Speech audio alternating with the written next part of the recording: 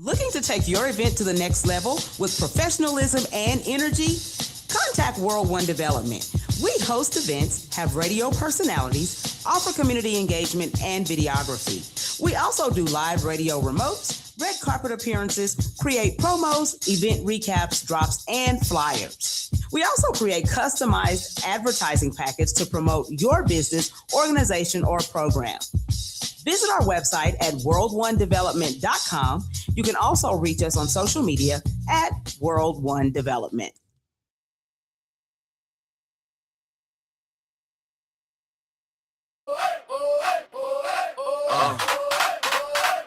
Alarm off. Cat along. Turn this up. Sun peeking through the curtains. We already in gear. Whole town tuned in. Bring your coffee over here. That's locked in. Yeah, you know how we do. It's the community wake up with news you can use. Community wake up on the show. Charles and Damali on the go. News you can use right here, right now. We break it down, put it in your lifestyle. Charles got the headline straight, never hollow. Damali got the game plan, moves you can follow. Traffic and the weather, what's poppin' at the school. From the block to the boardroom, keep you in the loop. Yeah. Community wake up on the show. Charles and Damali on the go. News you can use right here, right now. We break it down, put it in your lifestyle.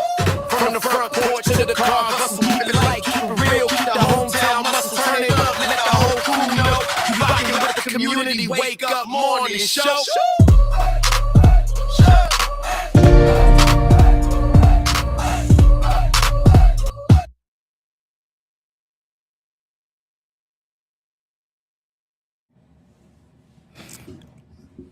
Good morning, good morning, good morning. Welcome to the Community Wake Up with Charles and Damali. Good morning. I'm Charles and I'm Damali. We're here to deliver news you can use, culture, and conversation that moves community forward every single morning.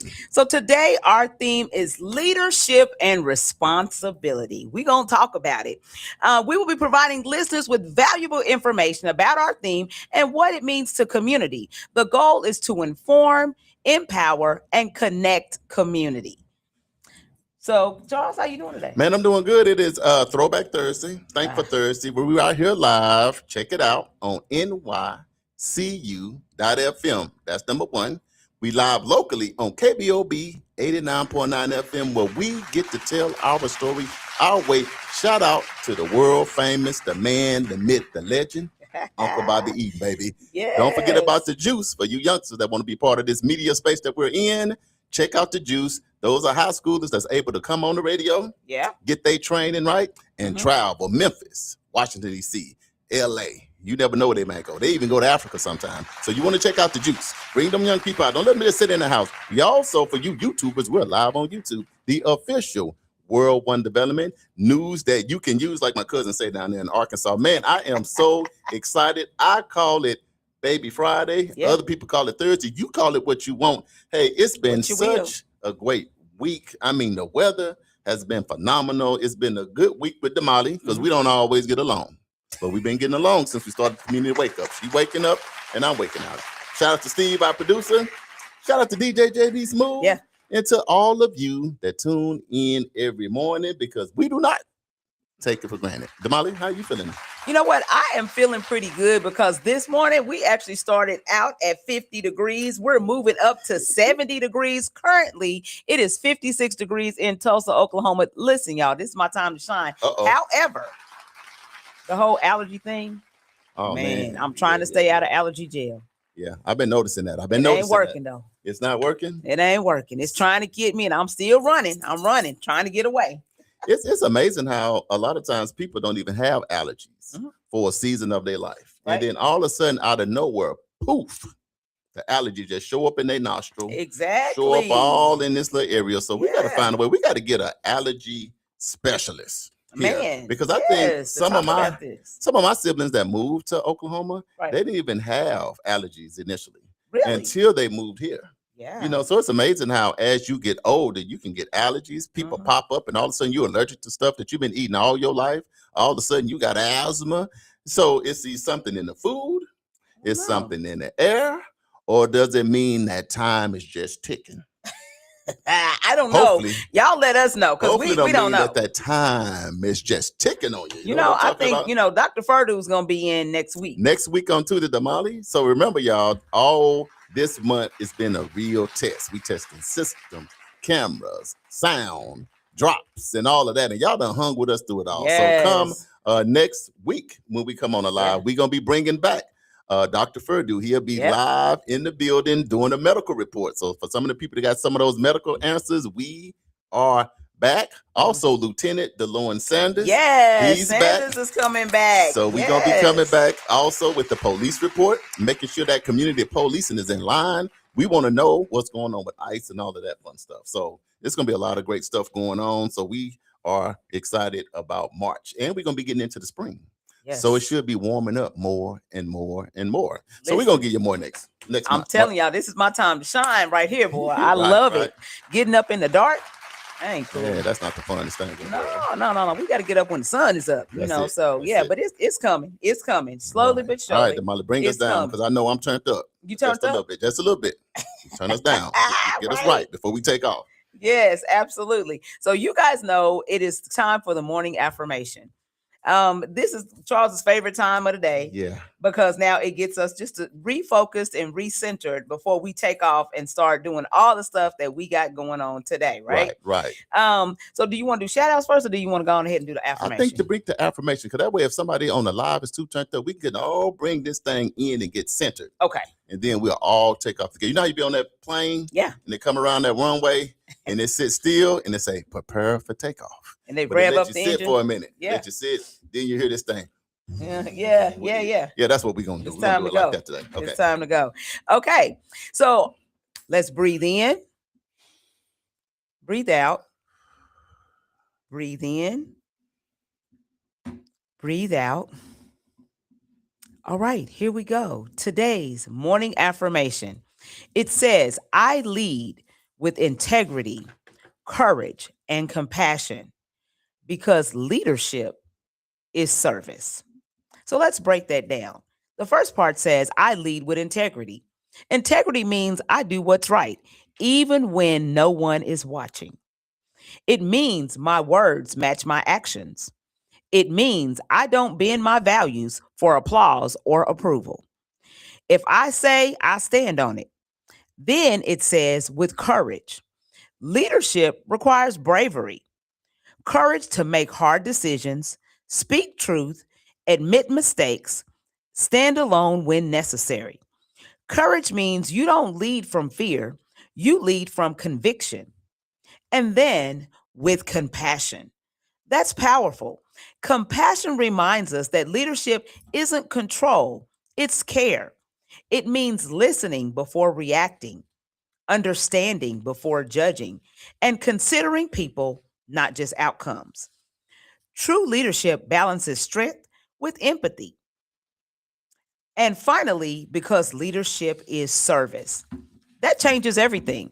Leadership isn't about a title. It's not about power. It's not about the spotlight.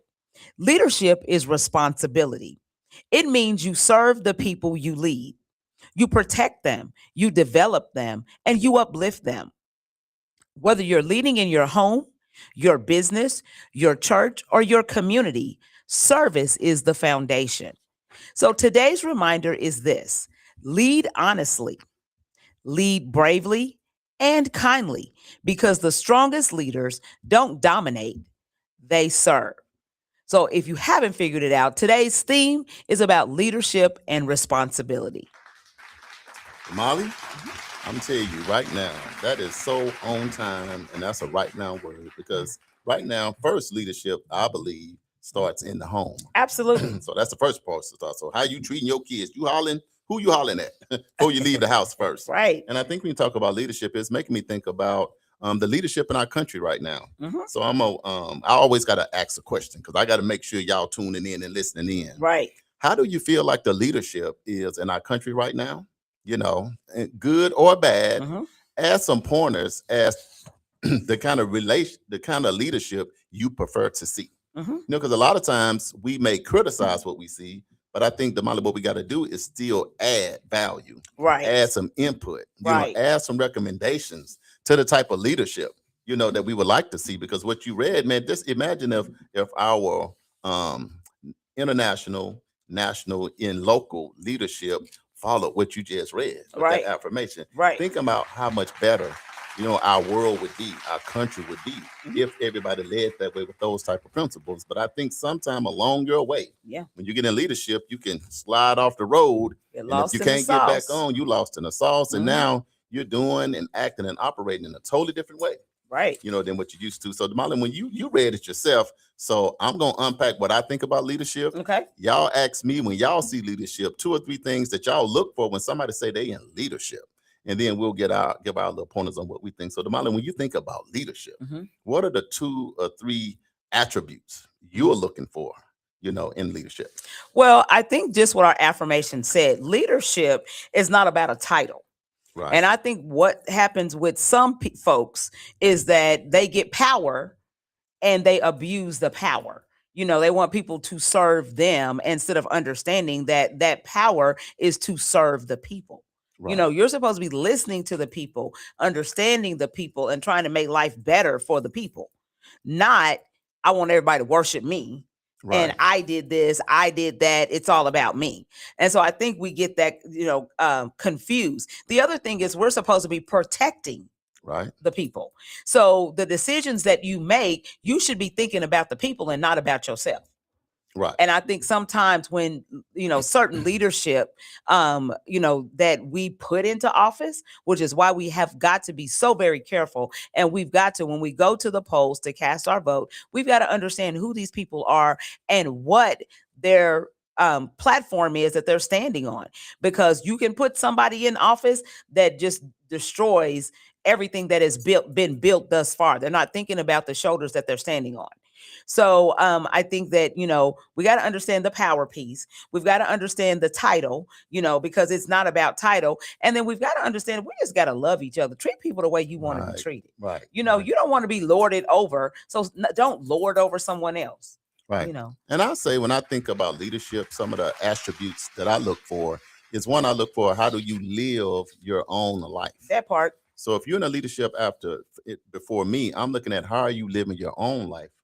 First. Yeah. And number 2, I'm looking for kindness and patience. I'm looking for those things. I'm looking for a person that has a vision that's inclusive of all.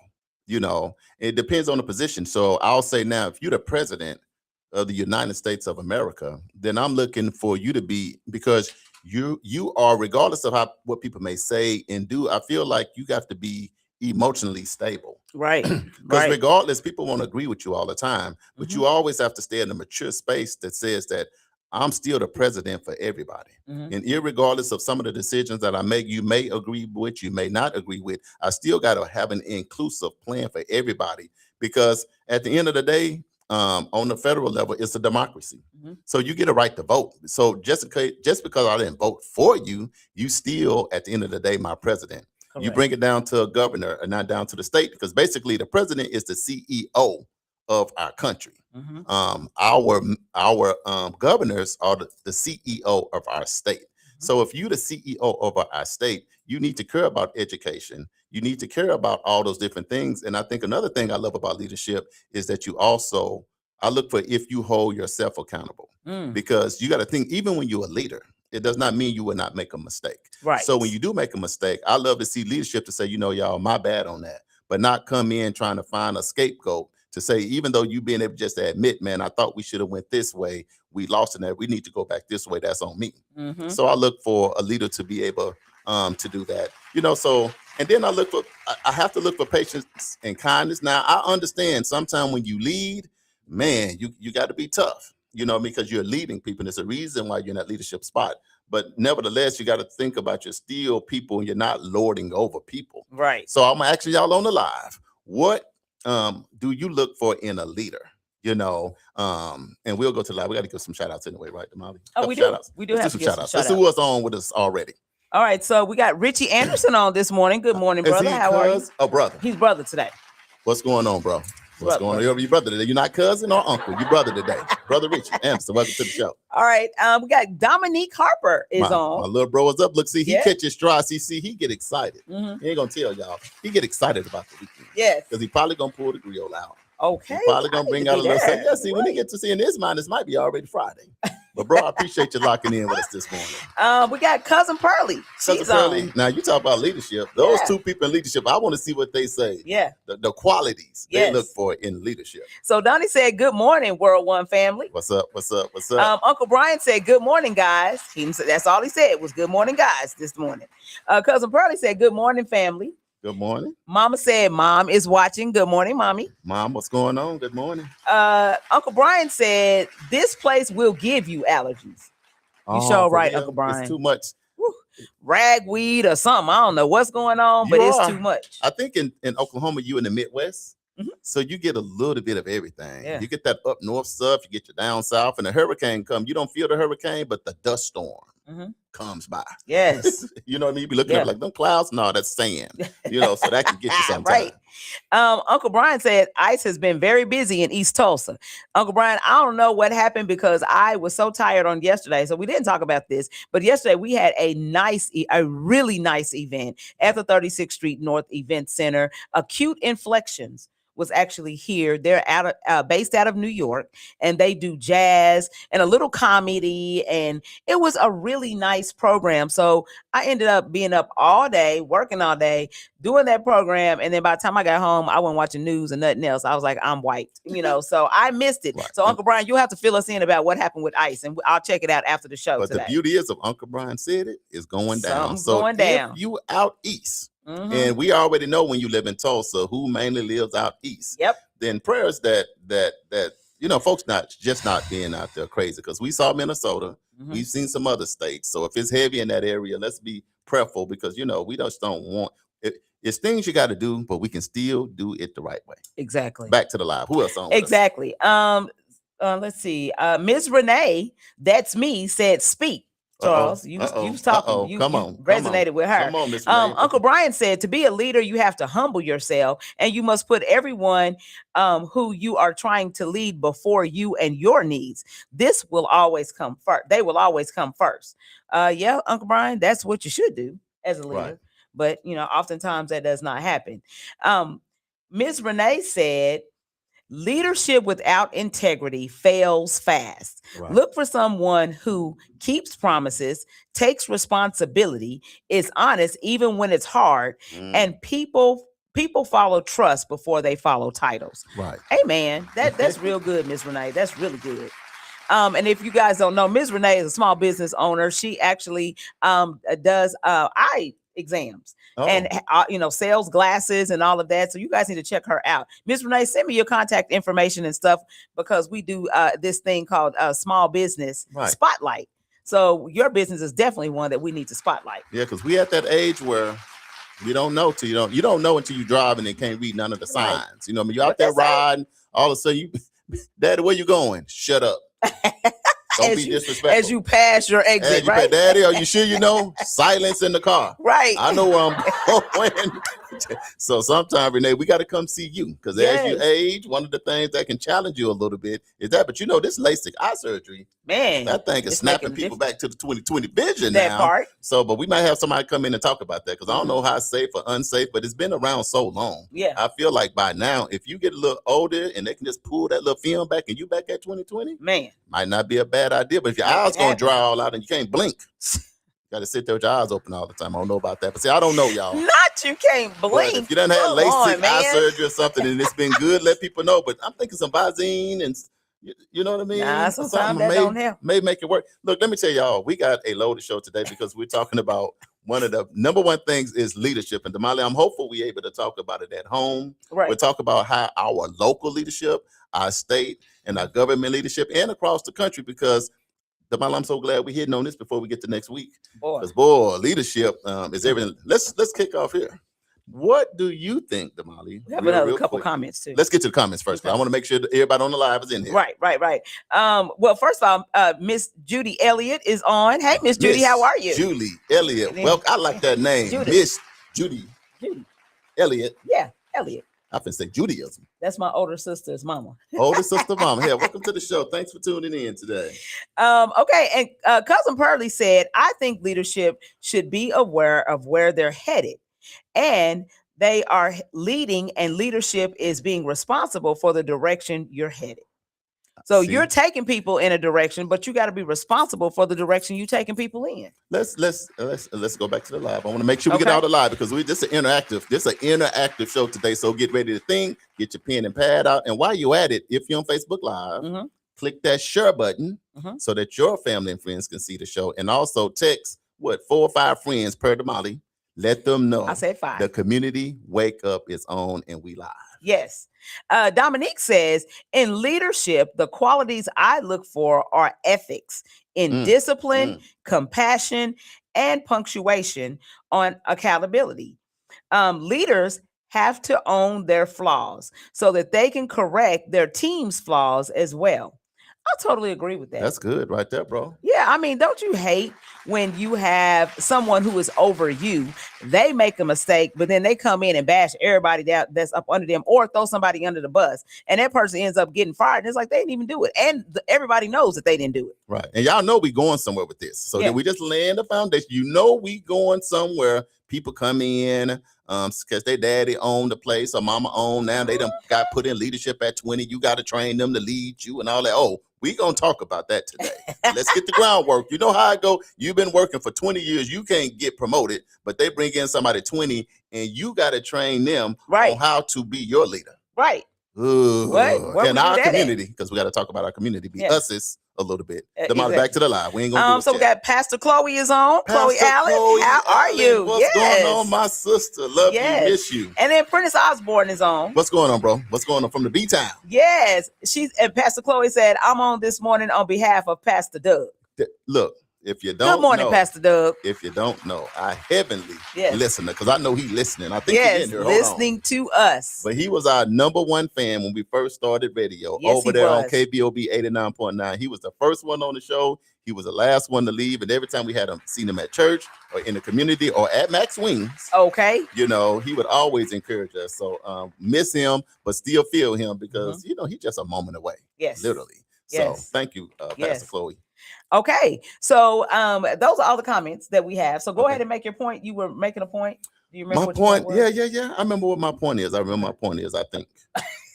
Damali, go ahead and lay us down with something. Go ahead. We don't want to take no break. We want to keep on rolling. Well, you know what? We can't take a break because this segment has been sponsored by Theater North. You guys know that this is the last weekend for the play. Nat Turner goes to Nat Turner in Jerusalem. In Jerusalem. Not goes to Jerusalem. He in Jerusalem already. Right. But anyway, so you don't want to miss this play. And I think we're going to go ahead and hit the drop. We'll be right back, y'all. In Jerusalem.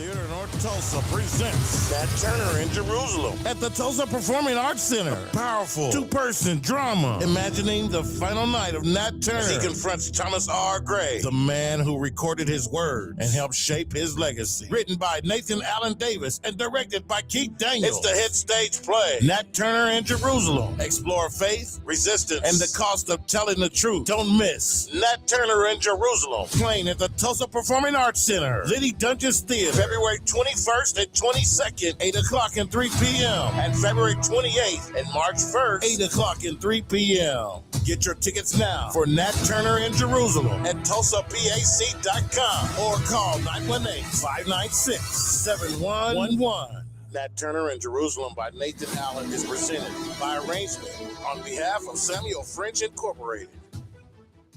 The 36th Street North Event Center is proud to kick off another great season of social gatherings with family and friends. And no matter what the size of your next event, the 36th Street North Event Center has you covered. From event decor to live DJs, even catering, and a world-class sound and lighting system, 36th Street North has your event covered. We offer a state-of-the-art event booking and planning process from start to finish. And whether you're hosting 100 or 1,000, 36th Street North Event Center is the premier event center of North Tulsa, located at 1125 East 36th Street North. Share the experience. at 36th Street North Event Center and see why we are the #1 choice for upscale events. From weddings to birthdays, corporate functions, holiday parties, and so much more. Visit us today at 36theventcenter.com or call and reserve your spot at 918-200-9046. You know what? It's really not that bad being up at 5 a.m. Damali, you know what? You're absolutely right. The only thing better is we on 5 days a week. 7 a.m. to 9 a.m. It's the Community Wake Up, our brand new morning show. Right here on NYCU.FM. And simulcast on KBOB 89.9 FM. We got your Black History Trivia. We got your medical report. Don't forget the police report. Your local, national, and international news. Always the latest on upcoming events. The Divine Nine and HBCU check-ins. And most importantly, we can't do it without you. And make sure you join us each and every day. It's the Community Wake Up with Charles and Damali.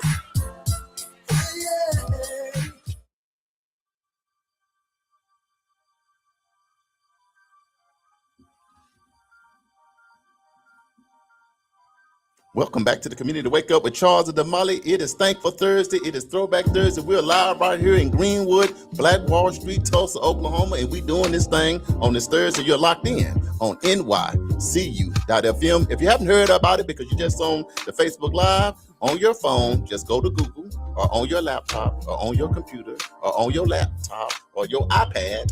Put in NYCU.FM. Our website gonna come up and it's beautiful. It's a play button right there. Hit play and the music gonna come on. You stroll to the bottom, you see all the activities. You'll be able to follow all the breaking news that we have going on. Also, we live locally and syndicated. Yes. On KBOB 89.9 FM, where we get to tell our story our way with Uncle Bobby Eaton over there in the studio live. You know he listening in, making sure we tight and right. We also live on YouTube for you YouTubers on the official World One Development. Now, one is spelled WON.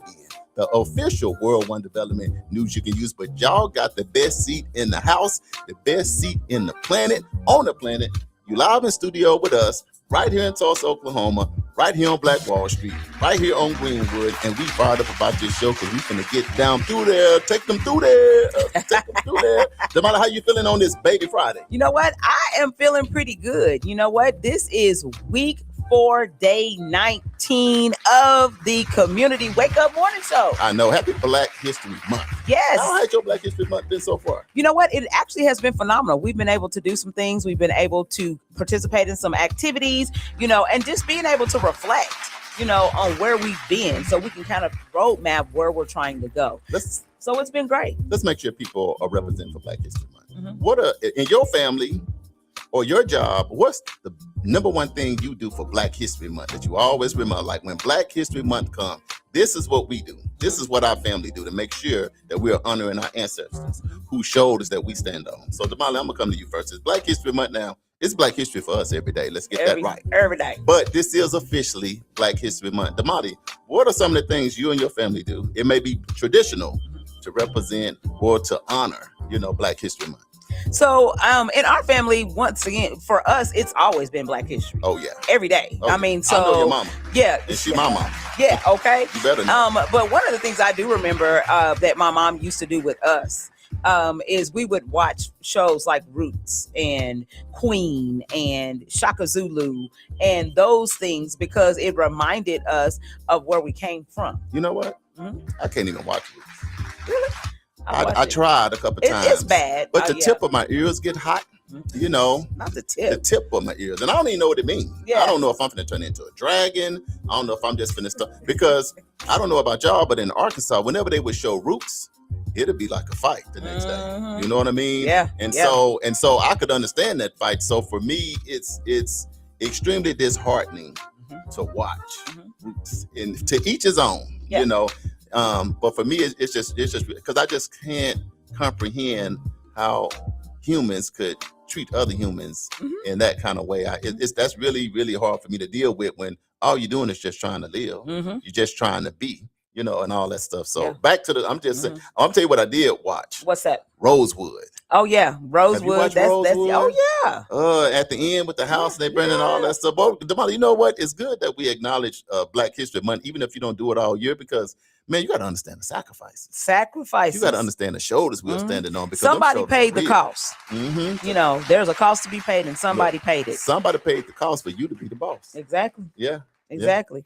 Exactly. So, but for me as an adult, you know, I just celebrate Black History every day.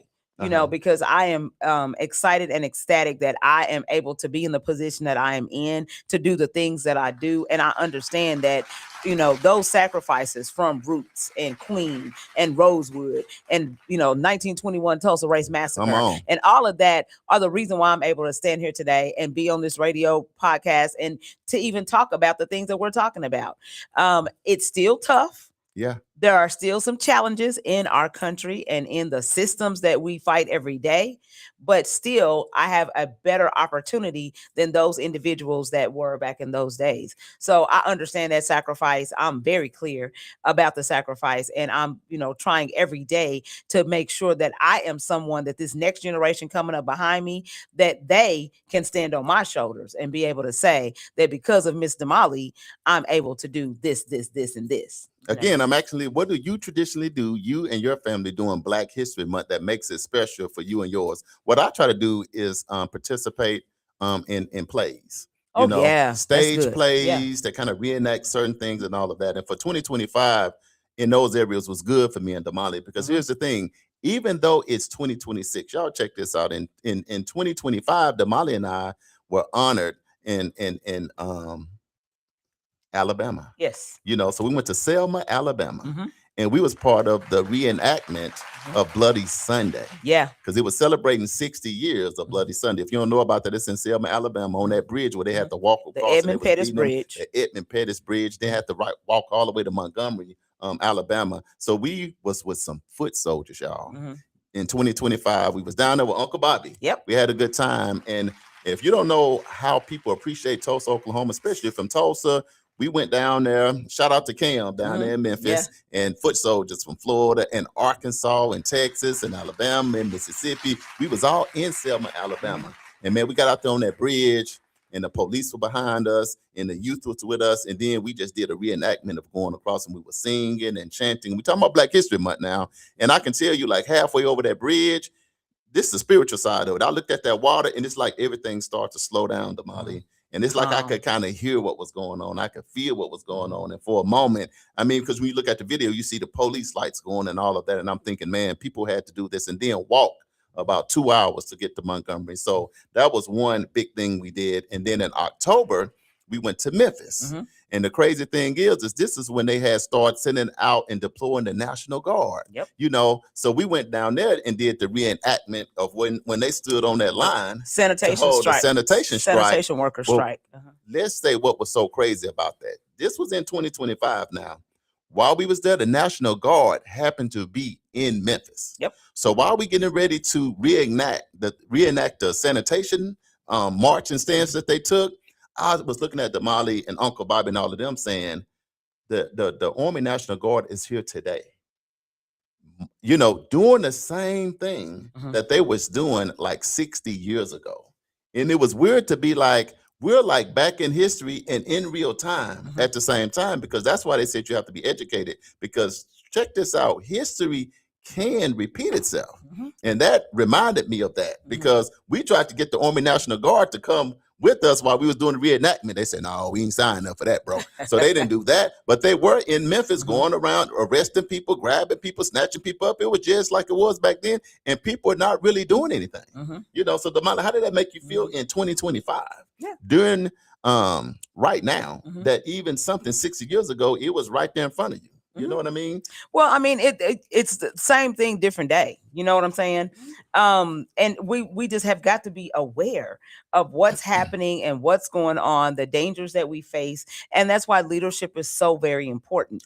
Who we put in office and, you know, their stance on the way they view things is very important. You can't have somebody in office who is only concerned about the 1% and not concerned about the 99%.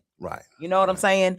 You can't, it can't be that way, because it's always going to be one-sided. It's always going to be the haves and the have-nots. It's always going to be that somebody is going to suffer because, you know, they're not being thought of when decisions are being made. So we got to have somebody that's well-rounded, and it's all of our responsibility at the end of the day. So for those of you who think that your vote does not matter, hey, that's the reason why. And they want you to continue to think that your vote doesn't matter so that they can continue to run the narrative and continue to enact systems that are not favorable to everybody. Yeah, and that's the reason why we have the show now called the Community Wake Up.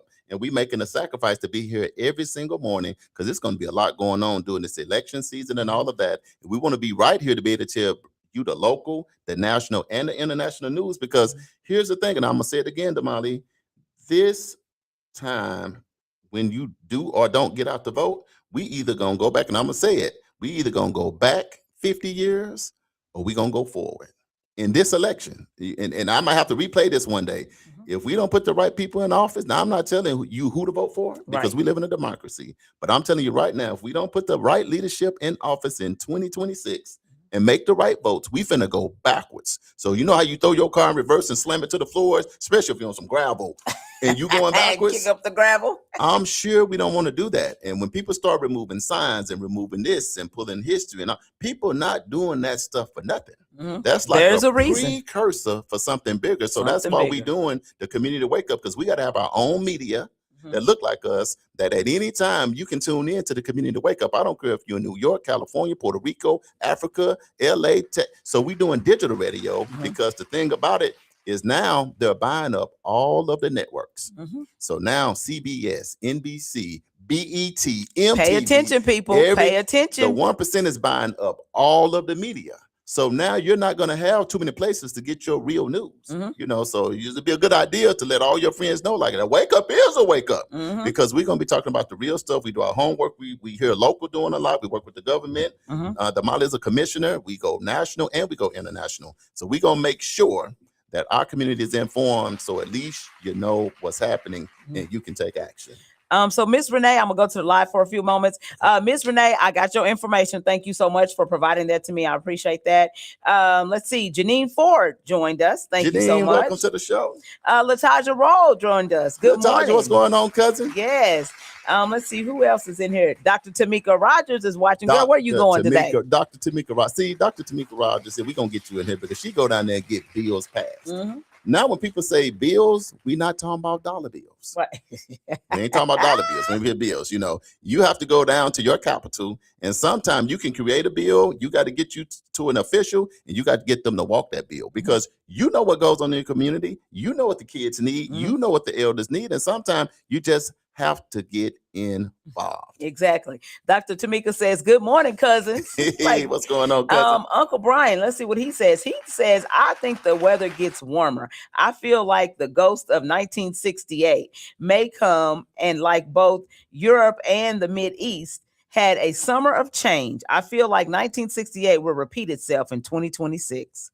Uncle Brian, now let you hear? See? Look, but here's the thing. It's kind of like deja vu. And you know, now Uncle Brian, he been there, done that. We haven't been there, and we don't want to do that. You know, what we need to do is get ourselves together, Damali, right? Our age group, and connect with our younger generations. Like, I love that you want to be a content creator. I'm glad you want to be a celeb. I'm glad you want all of that. But it's something more important going on right now. So still do that. But because here's the thing, people are winning elections by 100 votes. That's it. 200 votes. And sometimes less than that, 15 and sometimes votes. People are winning seats, you know, school board seats and council seats and senators. They winning these seats by 50 votes. Narrow margin. 15 votes.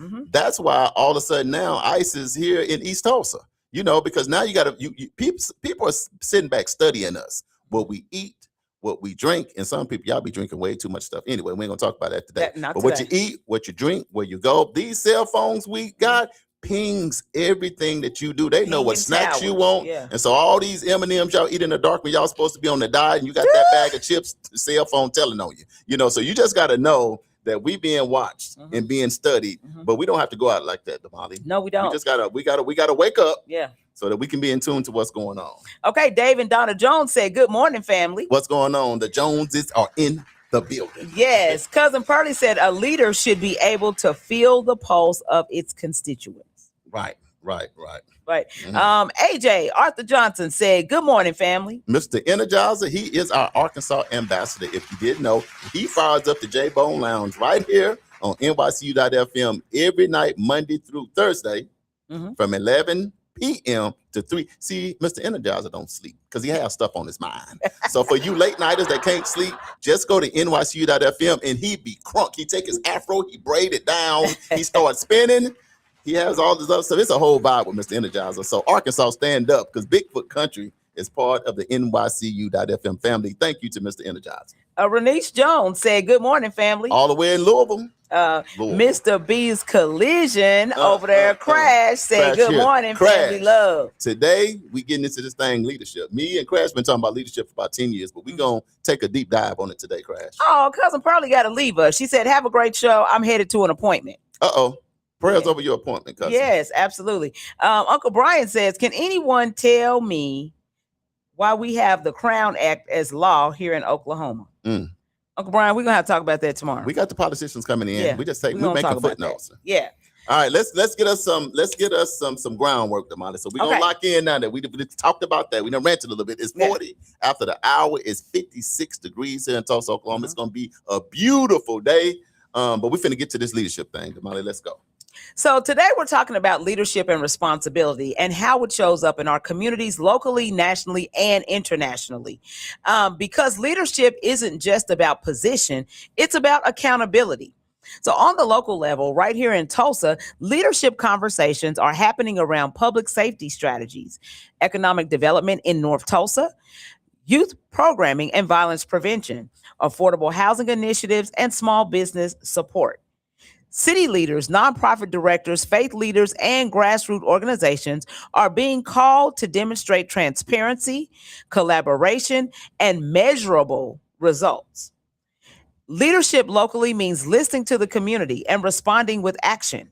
Community members are also stepping into leadership roles through neighborhood associations, school boards, and civic forums. Responsibility doesn't stop at City Hall. It extends to all of us. And that's what we've been saying. You know, we all have a responsibility. Just because we have somebody that is in the city council seat, okay, if they're doing something that we don't like, we have a responsibility to say, hey, we need to get you out and get somebody else in. Right. You know, because if we got 10 things on the list and, 8 of those things that, you're not adhering to, it's time for you to go, and we need to get somebody else. Gone are the days where we should allow somebody to sit in these seats for year after year after year after year, and they're not doing anything in that position. Let me tell you why that's important, because sometimes as a child, you don't know. Because I'll be honest, when I was young, I didn't know nothing about no leadership. I ain't never heard of no city council, no senator. But now, as I'm older, I can go back and say, dang, it was a lot of signs in people's yards and a lot of that going on. Just to know what it was. You knew you had a mayor, but he just was the mayor. I just thought his name was mayor. I didn't know what was going on. But here's the thing, and this is just what it is. You get older, and then you reflect back to how things was difficult, maybe for your mom in education and food and all of those things. And then you go back and say, man, now that I'm older, I can see who was in leadership. And now you go back and say, man, the school board people, they didn't really look out for me. They didn't help me get a scholarship. You look back on it and say, okay, I see now. So these certain families got all the contracts growing up. So I see it wasn't really designed fairly. Well, my grandpa or my grandma or my parents or my uncles or aunties didn't get an opportunity to do certain things, because what you end up with is gatekeepers. Yeah. And you can get a gatekeeper in a spot for 15, 20, 30 years. And them gatekeepers' families are able to flourish and do well. They go to the best schools. They get the best jobs. They get the best contracts. And this whole time you was thinking, there's something wrong with me. We dumb. We don't know. It wasn't that. Somebody pulled a Jedi mind trick on you. But now that's why we do the community wake up. Because it don't matter. You don't have to be 50, 60, 70 to listen to what we're saying. You can be in your 20s and make a huge difference. Because people like Dr. Martin Luther King and Malcolm X and all, these was young men. These were not, Dr. Martin Luther King Jr. was doing his thing in his teenage years, in his 20s. He passed away at 31, 32. So you don't have to be in your mind older to do this. So some of you youth and young people, get in here and listen to what we're saying, because you don't have to be old to be wise. I didn't say nobody old, so don't take it off the live and say, he don't call me old, I'm gone. I did not say that. I'm just saying this. when I was younger, this guy, he was 80 years old, and he said, my concern is this. He told me this when I was like 18. He said, my concern is we much stronger as a race, me's and the seasoned people. He did something, Damali, that I still can't do. He 80, I'm 20. He said, I can still do this. I didn't know what he's about to do. He jumped and did, the Toyota jump where you click your feet together? And he said, I can do it 2 times. Remember, he 80. That sucker jumped up and did that double snap, boom, boom. He said, I bet you can't do it. I said, I played college ball, baby. I jumped up and was on my back. I was practicing trying to do that Toyota jump, but it brought home the point that he was saying. The leadership behind us and the people behind us are stronger, but see, we done had access to so much information that now we think that the seasoned people don't know what they talk about, don't know what they're doing. Now we at an age where our kids and grandkids be like, my mom and dad and my grandparents just don't know nothing. Because as you come up earlier, like these babies will get a phone and close your whole phone out and build it up, and they 6 months old looking at you, you don't even know what's going on. Right. So we're on this information highway. So we're gonna have to have the right leadership, because this little country we got gonna be able to get away from us really fast. That's my take. What you think? And there was something that you just said a while ago that put me in the mind of kickbacks are real. The kickback. Leadership creates kickbacks. Kickbacks. If you don't know what a kickback is, we're going to talk about it in another show. But that is basically profiting in the dark while you saying one thing to the people in the front, but you got your hand out in the back, like you getting ready to get past that baton. You know how you put your hand back, but that's the kickback. That's the kickback. So we're going to talk about that. Can we be honest? Yeah. See, because sometimes we have to be honest with ourselves. Damali and I sitting here so we can be honest. I ain't went to no city council meetings till like 6, 7, 8 years ago. And I'm in the 50 club. I ain't went. I know ain't is really not a word. Ain't a word. My grandma used to say that. Ain't a word. Ain't a word. My teacher used to say that all the time. She'll come out of her grave, she hear me saying it now. Right. So ain't is not a word. But let me say this. Growing up, city council meetings, school board meetings, none of that had no interest. But it better have some interest now. You know what I'm saying, Damali? Because here's the thing. If everybody's listening in, no matter your age, if you've never been to a city council meeting, just go to one. If you're in Tulsa every Wednesday, you can go down there. You can talk if you want to, but you can do like me and Damali and just sit in the back.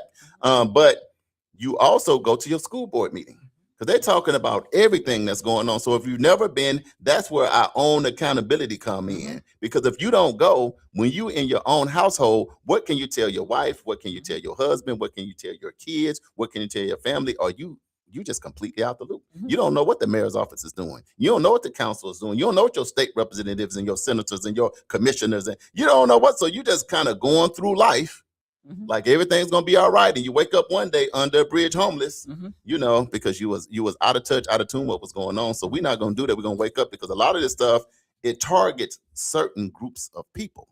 And right now, you don't have to ask. If you're listening in, you could be a targeted group of people, and you're only going to be being targeted because you have a lack of what? Understanding. You have a lack of knowledge and understanding. And we're not going to go out like that in 2026. That's right. Let's see. Let's go to the live for a second. So AJ said, I was on Tuesday morning show until I realized today is Thursday. Oh my God. AJ, hold on, baby. Ambrose Stevenson said, good morning. Let's see who else. Cousin Sister April said, good morning. Favorite little cousin, what's going on? Look, let me tell y'all something. I was excited because I looked, and our show was on Barack Obama's page, his fan page. See what I'm saying? You never know if you're saying something that makes some sense. Okay, so Tamika Rogers, cousin Dr. Tamika Rogers. How about that? I got to get them titles together. But she said, I think Uncle Brian said something about the Crown Act. And so Dr. Tamika said, we don't have the Crown Act passed here in Oklahoma. She said she's tried to get it passed a few years ago, but I made the documentary. She said at the time, Representative Monroe Nichols and Representative A.J. Pittman added them to the employment and education bill. Right. However, it was dead on arrival. Oh, God. Man. So why isn't it passed? That's beyond a civics lesson. But community has to show up. And she did this in all caps. So she's yelling. Community has to show up consistently, not just when it's cute. That's it. And let me tell you something. You can't fake showing up. So last year when they had Black History at the Capitol, Damali and I went down there and covered the whole thing. We might show it today. We may play it, but we was able to get what then he was just not into office, Monroe Nichols, and he was a speaker, mayor. Monroe Nichols, put some respect on that. But we was down there with State Representative Ron Stewart. We was down there with Senator Regina Goodwin. Of course, Dr. Meek was down there. Our Pastor Jamal Dias was down. I think he did to speak. Nikki Nice at the time, AJ Pittman. But so what we did is we went down there to see what was going on. It was pretty friendly, but you could feel the tension. Yes, in the air. Yep. And that's the reason why Dr. Tamika saying you have to show up. You want to show up for your community. You ain't got to go down all the time. It's only a short little hour and a half drive. So Dr. Tamika, we may do a little show, have you come in like once a month to just kind of inform community on what's going on, because the ticket sometimes, Damali, is people just not educated. Like, well, why would I go? So you don't want, because now I can tell you now, getting into the building can be a chore. So we're gonna tell you where to park and where to get the snacks and how to get in there, because we got to get involved. AJ said I had to turn the fro on to get to today's morning show. Because it's Thursday, and I tuned in to Big Rock and Queen Damali. That's what's up.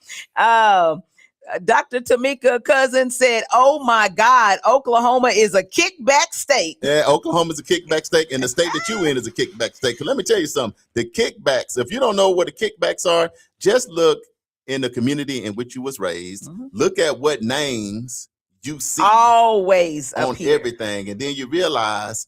I don't even want to say a name because then they call the radio station, but you notice that this certain name for the last 200 years been able to do this. Not 200. Nobody, 200 literally, and nobody else. And being able to generate all that generational wealth. But a lot of that stuff is political. They had, and they go from, and then that's why certain families have like 4 or 5 mayors all in one family. Yeah. You got 4 or 5 senators all Brian in one family. Uncle Brian says it best. He said, one hand washes another. Yep, behind the hands back here. So yes. So Stacy Nicholson Reese is in the building. What's she going says on, good morning. Good morning. Yes, good morning, Soror. Little Rock in the house. Yeah. So you got to be careful. So basically what we're saying is this.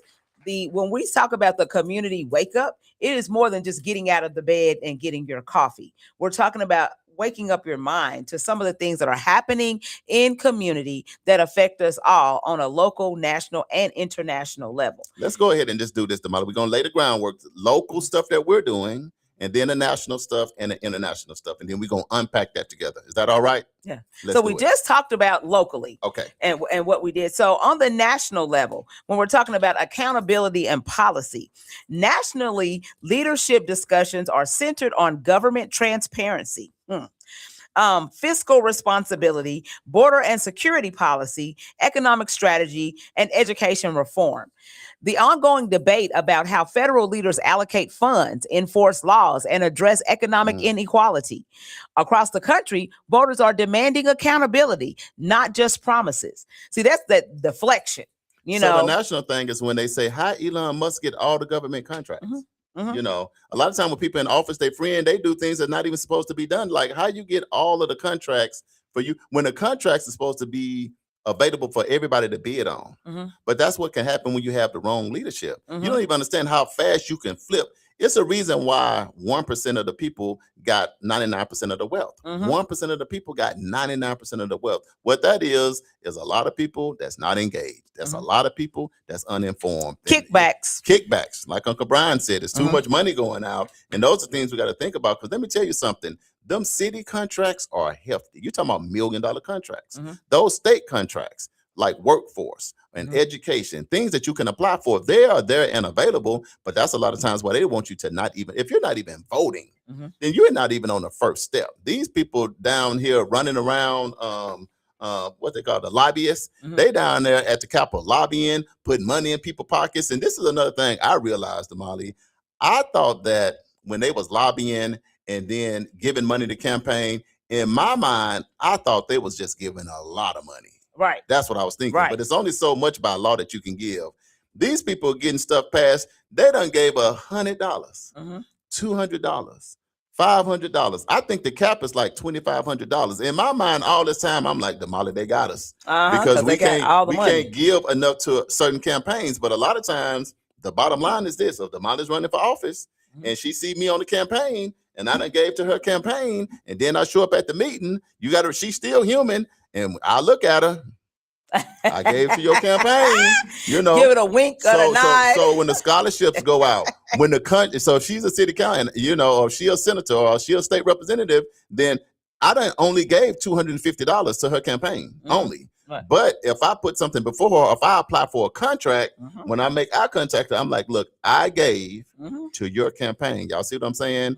We not even voting. Yeah. But if you at least vote first, so you know what's going on. But two, give to the campaign for the person that you want to have in office.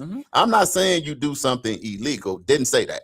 Right. Even though a lot of that might be going on. But what I'm saying is, if I'm running for senator and you vote and you give to my campaign, it's only going to be human nature that when I see your stuff coming or your company stuff come across my desk and I got the final vote to decide if you going to get it or Pookaloo. Do you think I'm assigned for the person that gave to my campaign or Pookaloo? Right. Keeping it simple and keeping it plain. That's what we're dealing with. So we got to find a way to get in the game, get behind the person that we got that's running. Give $5, give $10, give something, but then show up. And now when those contracts, city, state, and federal contracts come along, then they can see that you got a team and you built some power to have some influence what's going on in your community. So once again, on the national level, across the country, voters are demanding accountability, not just promises, and leadership is being evaluated not only by speeches, but by outcomes. So that's where we are on the national level. But on the global level and internationally, global responsibility looks like this. Leadership responsibility is showing up in conversation around humanitarian aid, climate commitments, conflict resolution, and trade partnerships, public health collaborations. Nations are being measured on how they respond to crisis and protect human rights and cooperate across borders. Global leadership now requires collaboration, not isolation. So what that means for a community, leadership and responsibility go hand in hand. Whether at the local level or the global stage, leaders are expected to act with integrity, communicate clearly, take responsibility for decisions, and serve the people they represent. But here's the truth. Leadership is not limited to elected officials. Parents lead, business owners lead, educators lead, mentors lead, and faith leaders lead. Community leadership means stepping up, not just speaking up. When leadership is strong, communities stabilize. When responsibility is clear, trust grows. And when service leads the way, progress follows. Let's do this, Damali. Appreciate everybody locking in. Again, remember to share what we're talking about. Let's keep a spade a spade. Let's talk about leadership, because that's the high level, and we're going to come back to that. But how about leadership at home? We want to ask y'all on the live, what does leadership look like just at your house? And what should we be teaching our kids before we send them to school, before we send them off to college, to make sure they have those leadership qualities before they go? So Damali, and I'll name some of mine, what are some of the leadership tools that you teach and give your kids at home? Because it's easy to do with sports. Be a leader, get in the line first, do this, show. It's good to do that when it comes to sports, but you ain't gonna be in sports forever. What are some of them other leadership qualities that you can teach your kids at home? Because at home, it's going to be the product that you're going to put out here. Right. So what? Because you're a leader. So, and I know why you're a leader, because your mama said you better lead. You better lead, because I know your mama, so I know why. But why is it so important to encourage, or what tips can you tell the people about creating that leadership, maybe even in your own kids, in your household? Well, I think that, first of all, you got to lead by example. So you can't tell your kids not to drink, not to smoke, not to cuss people out, not to be fighting in the streets and all that. And that's all of the things that you're doing. Now you finna start something. Now everybody gonna lead a lie. Because you know what everybody said when we was growing up. Don't do as I do, do as I say. But you saying you gonna debunk that, and what you saying now, that don't work no more. No, you gotta lead by example. Because kids today don't respond. I don't like you, Damali. You always calling people out. Don't y'all lead alive. We trying to make the world a better place that we can all. We right at the top of the hour. We'll take a break in a minute. But Damali, it's not do as I do. Right. Do as I say. Right. on the live, I know y'all grandparents said it. Right. I know your mom and daddy said it. So what do y'all think about that? And we're going to talk about what we think about that. And your mama is on the live. She is on the live. I just want to remind you that your mama is on the live before you answer. So the myth of don't do as I do, do as I say. Why does that not work? Well, I think that kids lose respect for you as a person when and so I can use a prime example. If I have a pastor, like I'm going to church and I'm taking my kids to church and I'm telling them you need to follow the Bible and you need to follow the Bible's principles and this and that and this and that and listen to the pastor and this and that. But if they see they at the club and they see the pastor at the club, well, why am I going to listen to the pastor? Because he's doing the same thing I'm doing. Yeah. So why am I listening to him? Now we know as those folks who have seasoning that, you can get a word from anybody. God can use anybody, right, to deliver his word. And so we understand that, but kids don't understand that. Right. So you're saying that's why in the house, what you're showing your kids in the house is going, because that's their first exposure. Look, Crash said, boycott the kill music. He said that spirit isn't welcome. We're gonna come to that next. It's a welcome in. Yeah. So come to that next. Yeah, but and I think that, some of the things that you talk about and but that is true. If you're telling your kids, I don't want you cussing, but then the first thing you put in a song that has 1,400 cuss words as the lyric, what are you telling your kids? Now again, back to the leadership at home. Yeah.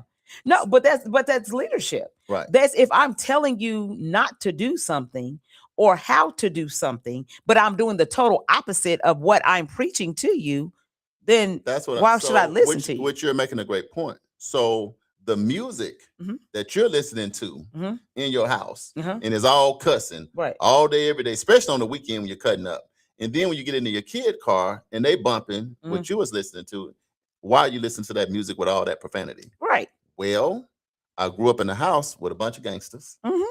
I'm laying off the gangsters because everybody got some gangster ways. Yeah. Can we say that? So that grandma, grandpa, you do something to them.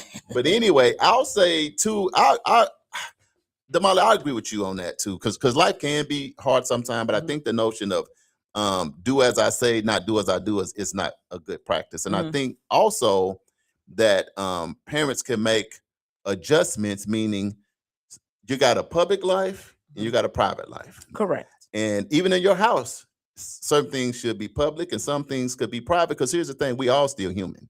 So you could have an alcohol issue, but your kids may not need to see that on full display with you laid out drunk, laying in the living room floor. You may have a problem with drugs. Kids don't need to find you in your bathroom, in your home with a needle in your arm. They don't need to find that. So I just think that if you do have issues, we got to find a way to work with each other in community to make that, because if that's all the kids say, at some point the kid may give up and say, man, I might well just be a drunk like you. Exactly. It'll come back like you. Here's another example. If you cussing out your wife every day, or if mama is cussing out before you go to school, get your bleep, bleep, bleep, bleep. You act just like your daddy. He like, I don't even know my daddy. I don't even know if you know my daddy. And all those kind of things. Or you and my mom, you got to think about those things, because whenever what you give to your kid before they walk out the door is what they gonna take. The energy you give to your kid when they go out. Because my kids used to be doing some stuff, I ain't gonna lie. And I'd be like, I sure got something to tell you. But you on your way to school. Right. Because my whole goal was always, before my kids left, we always held hands and prayed. And I'll tell them now, we're gonna talk about, because I know you snuck downstairs and took some chips and hid them under your bed. But we ain't gonna talk about, I know you was playing on that video game when you're supposed to be asleep. Right. We're not gonna talk about that right now, but we'll talk about it later. So I'll just say one of the huge big things with leadership in your home, send everybody in your home out the right way. And I'll say this, Damali, if you got a relationship, don't cuss out your significant other right before they go to work. Whether it's the man toward the woman or the woman toward the man. Don't slap your kid.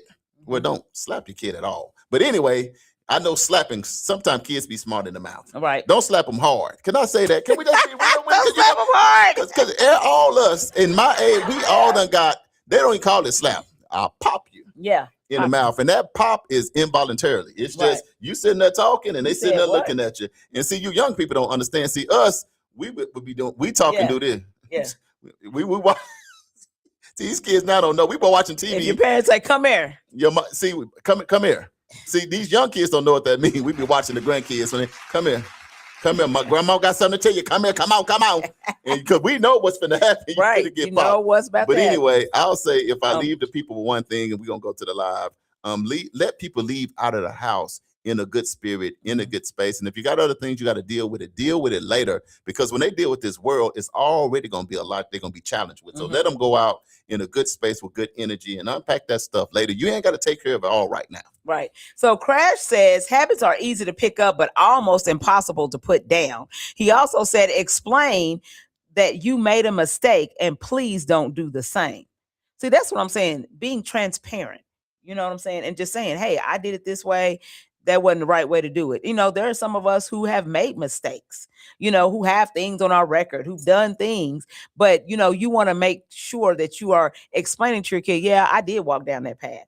Because I think some of us try to act like we holier than thou and we ain't ever done nothing, right? You know, in front of our kids when, you know, your record is long, you know, from here to California. Here's the thing. And you're going to say this, Charles, you're absolutely right. I don't know how you get away from it because you're the biggest influence. When you talk, Damali, I hear your mama. When I talk to Kim and Keisha or Sabri, I hear you. Yeah. When I hear Corm and Kaka, I hear Keisha. Think about it. You use the same type of words. Yes. You know what I mean? Because here's the thing. Normally, if parents are super cussers, they kids cuss and the grandkids cuss.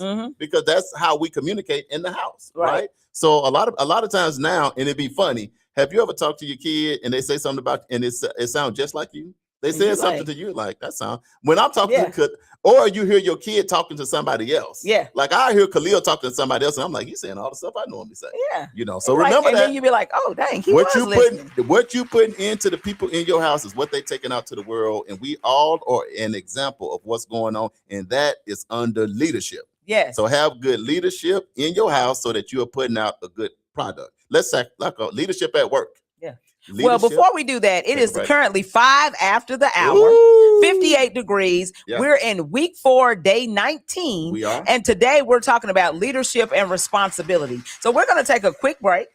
And then when we come back, then we are going to unpack this a little bit more. And then we're going to kind of move on down through the day because, we run out of time. You're on the Community Wake Up with Charles and Damali. We'll be right back, y'all.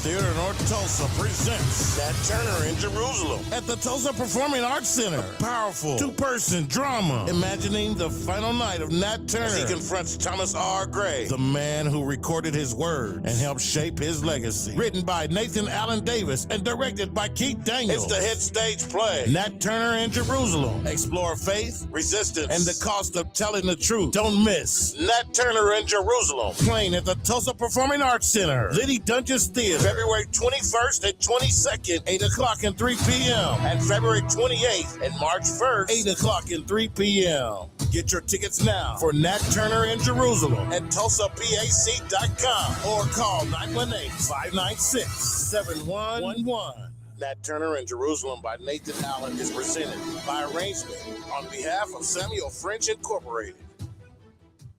You know what? It's really not that bad being up at 5 a.m. Damali, you know what? You're absolutely right. The only thing better is we on 5 days a week. 7 a.m. to 9 a.m. It's the Community Wake Up, our brand new morning show. Right here on NYCU.FM. And simulcast on KVOB 89.9 FM. We got your Black History Trivia. We got your medical report. Don't forget the police report. Your local, national, and international news. Always the latest on upcoming events. The Divine Nine and the HBCU check-ins. And most importantly, we can't do it without you. And make sure you join us each and every day. It's the Community Wake Up with Charles and Damali.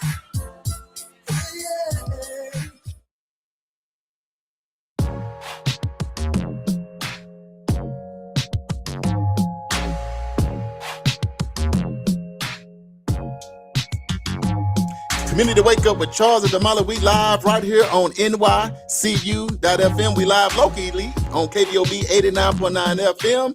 And we're live on YouTube, the official World One Development News you can use. Today, we're talking about leadership and responsibility. Something that's very, very important in here. We done tried to stay off our soapbox. We're going to do better. So we're going to take it to the live. We're going to unpack just a little bit more.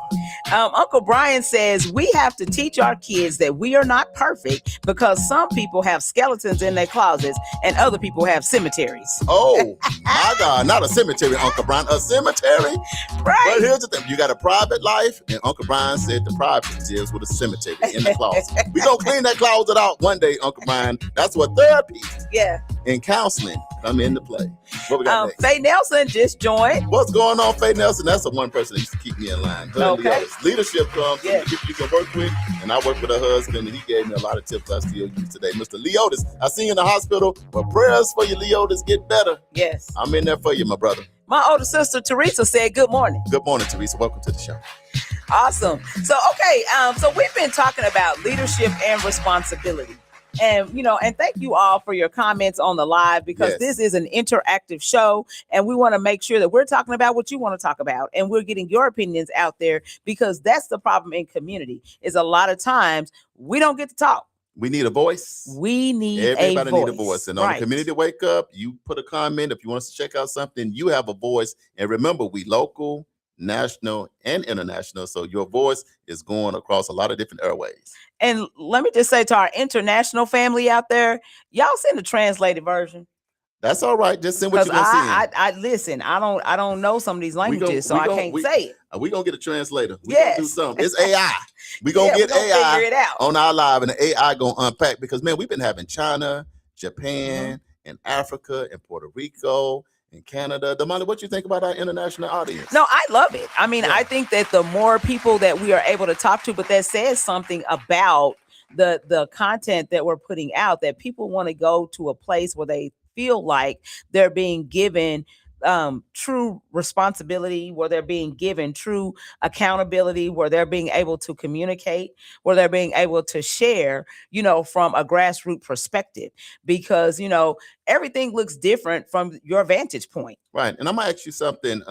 If you're on the live, do you feel like it's tough to communicate with our younger generation now? And if you're part of the younger generation, do you feel like it's difficult to communicate with the older generation? And if your answer is yes, then put us some tips as to what we can do to have better communication between the two. And the reason why I asked that, because our producer is only 25. So we asked him, man, when it comes to communication and things in the house and the leadership, what works? And this is what we got to do. We got to open the lines for the younger people. He said, one thing is respect, respect each other. And even if you're angry, still speak with kindness. And those kind of things, he said that's something that opens up. And what it makes me think about, if you got a parent that's just yelling and mad at you, then what that sounds like, the person may shut down. And now they don't want to communicate. Now they just really want to get out the house because you hollering and you screaming. And that's, in a way, they can read it as being verbally abusive. Right. At that point. So say what you need to say, but say it in a tone that's, and say something back. But then you're still doing it with love. Yes. I appreciate that. Okay, so we're going to move on to our Black History Did You Know fact. Uh-oh. Let's see just how much you know. It's Black History Trivia with Charles and Damali. So the Black History Did You Know fact, as we said, we only got a couple more days. Yeah. 2 more days to be exact. And then Black History Month is over. But here on this show, Black History is 365. Now you're finna have it every day. You used to have it once a week. Now it's gonna be every day. Every single day. Give you something. We're going to give you something. But for the month of February, we are giving you Did You Know facts instead of an actual trivia question. So, y'all get sharp. Y'all should be had a whole month to get sharp so that when we come back on March 1st with the Black History Trivia, then you guys are answering the questions without Googling. Okay. But today's Black History question, Did You Know fact? Did you know that Shirley Chisholm was the first Black woman elected to the United States Congress and the first Black woman to run for president? But here's what makes her a true example of leadership and responsibility. When Shirley Chisholm ran for president in 1972, she knew the odds were against her. She faced racism, she faced sexism, and political resistance. Yet she declared, if they don't give you a seat at the table, bring a folding chair. Uh-oh. Okay. Leadership doesn't wait for permission, but beyond breaking barriers, she understood responsibility. In Congress, she fought for education funding, child care access, food assistance programs, and equal rights legislation. She believed leadership meant advocating for the most vulnerable. She once said she wanted to be remembered not as the first Black woman in Congress, but as someone who has made a difference. That's leadership with responsibility. It's not all about the title. It's about the service. It's about using your position to uplift others. Black history shows us that true leadership requires courage, but responsibility requires compassion. And when those two come together, communities change. This has been your Black History Did You Know Fact right here on the Community Wake Up with Charles and Damali. 1972. That's when I was born. So 53 years ago. Donnie said bars. Bars, just like that. Here's the thing. We've been to the White House. And the one thing I just want to be able to say right here on the Community Wake Up is the White House, in my mind, was like a far, far away place. Yeah. The big old white building that I would never see in my whole lifetime. You sound like Shrek, far away. Far, far away that I would never see.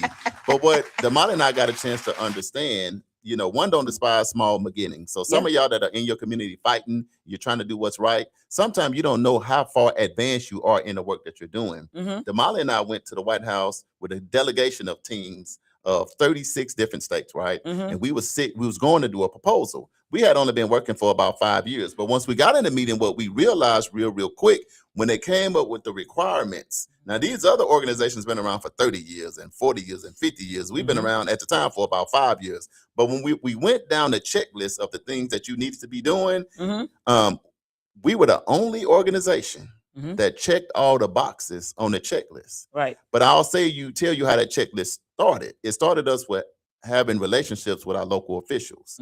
But that's why you got to at least vote to have a relationship with your local officials. The things we did with the school board, checking in with the schools and doing different things. So when we got in there, all the other organizations were automatically disqualified. And I can tell y'all now, because we didn't get it no way. We was going for $1 billion. The reason why we did not get the $1 billion for our different organizations that we missed ours because nobody was reading, nobody was showing up to none of the meetings, and after 30 and 40 and 50 years, they still didn't have all their ducks in a row. So all Damali and I are saying is, when you're going to take off to do something and make a huge impact in leadership, I think my cousin Pearlie, she's off now, she said you got to have all your ducks in a row. You got to do your homework. It used to be a song by MC Hammer. It said, "Too legit to quit." So you're going to get out here and do this work. Right. And if you're going to be a leader, you can't be lazy. You got to be too legit to quit. Okay. And so now we're going to move on to our small business spotlight. One of my favorite parts of the show. Yes. We love highlighting small businesses, and we'll say once again, if there is a small business in your community that you feel like is doing great things, then let us know about it. Right. We've mentioned some in Arkansas. Yeah. We'll come to your town too. We want to know about these small businesses because we travel. Right. So we want to know, where's the best soul food restaurant? If there's a community hub that we should go visit, we can get ideas to bring back to Tulsa. If there's a retailer somewhere in a community, we want to go shop and support. We want to spend our dollars in our community. That was the way, and that was the blueprint. Right here in Black Wall Street, we spent our dollars in our community. We circulated those dollars within our community. Can we put a fact out there? Yeah. One fact. So during Black Wall Street, our money, our dollar used to circulate in our community for up to 1 year. So that means when people was going to get paid, this is why Black Wall Street was Black Wall Street, which was the mecca of the entire country. Right. More millionaires right here in Tulsa than anywhere in the country. It was a black mecca. That's why they call it Black Wall Street. But our dollar stayed in our community for a year. Guess how long our dollar stay in our communities now in 2026? A grand total of 30 seconds. So that's the difference between a Black Wall Street, which was the blueprint, and no street at all in today's day, because we have to start back spending money with each other. That's right. The mom and pop stores. Okay, do the big stuff, that's fine. But in your community, just because you got a little bit more money, still support the people that supported you when you couldn't go to the big restaurants, when you couldn't take the big vacation. Still go by and spend some money, because when you do that, you make your whole entire community better. So 1 year in circulation with $1 versus 30 seconds. So we got to do better with that, Damali. I just want to drop that little Black Wall Street. Absolutely. So this morning's small business spotlight is all about style, confidence, and North Tulsa pride. Hey. Today, we are highlighting Ralph's Menswear, located at 736 East 36th Street North, Unit B, and proudly owned by Ralph Eden. Can I say something? What's that? I'm back. Oh, Lord. If you know, you know. Yes. Back. If you know, you know. You know. Yes. So he's located at 736 East 36th Street North, Unit B, right here in Tulsa, Oklahoma. Ralph's Menswear has been helping men show up sharp, polished, and confident for every occasion. Whether you're preparing for a Sunday service, a wedding, a business meeting, a community event, or just upgrading your style, Ralph's Menswear offers quality apparel with personalized service. When you look good, you feel good. And when you feel good, you move different. Local businesses like Ralph's Menswear do more than selling clothes. They build confidence, they create jobs, and keep dollars, just like Charles was talking about, circulating right here in our own community. For more information, stop by the store or call 918-425-3933. Ralph's Menswear, where style meets legacy, right here in the heart of North Tulsa. This has been today's Small Business Spotlight. Just like that. Shout out to Ralph, man. He literally almost across the street from the events, and he down to tell you, every time I get ready to go out of town, every time it's a huge event, I go right to Ralph at Ralph's Menswear. Right. And I can tell you this, one time I had to go to an event out in LA, and all the celebrities and all the stars was coming out. You know, I was like, oh man. So I went to Ralph. I like, Ralph, man, well, I'm finna test your game now, baby. I got to go to LA with this thing back. I got you, man. Right. So that suit that everybody loved with the shoes and all of that stuff, Ralph put that all together for me for about $300. Now I got here with brothers. They done spent $30,000 and all of that. But guess who was the cleanest brother in the building on the red carpet? Your brother, your co-host, Brother Charles.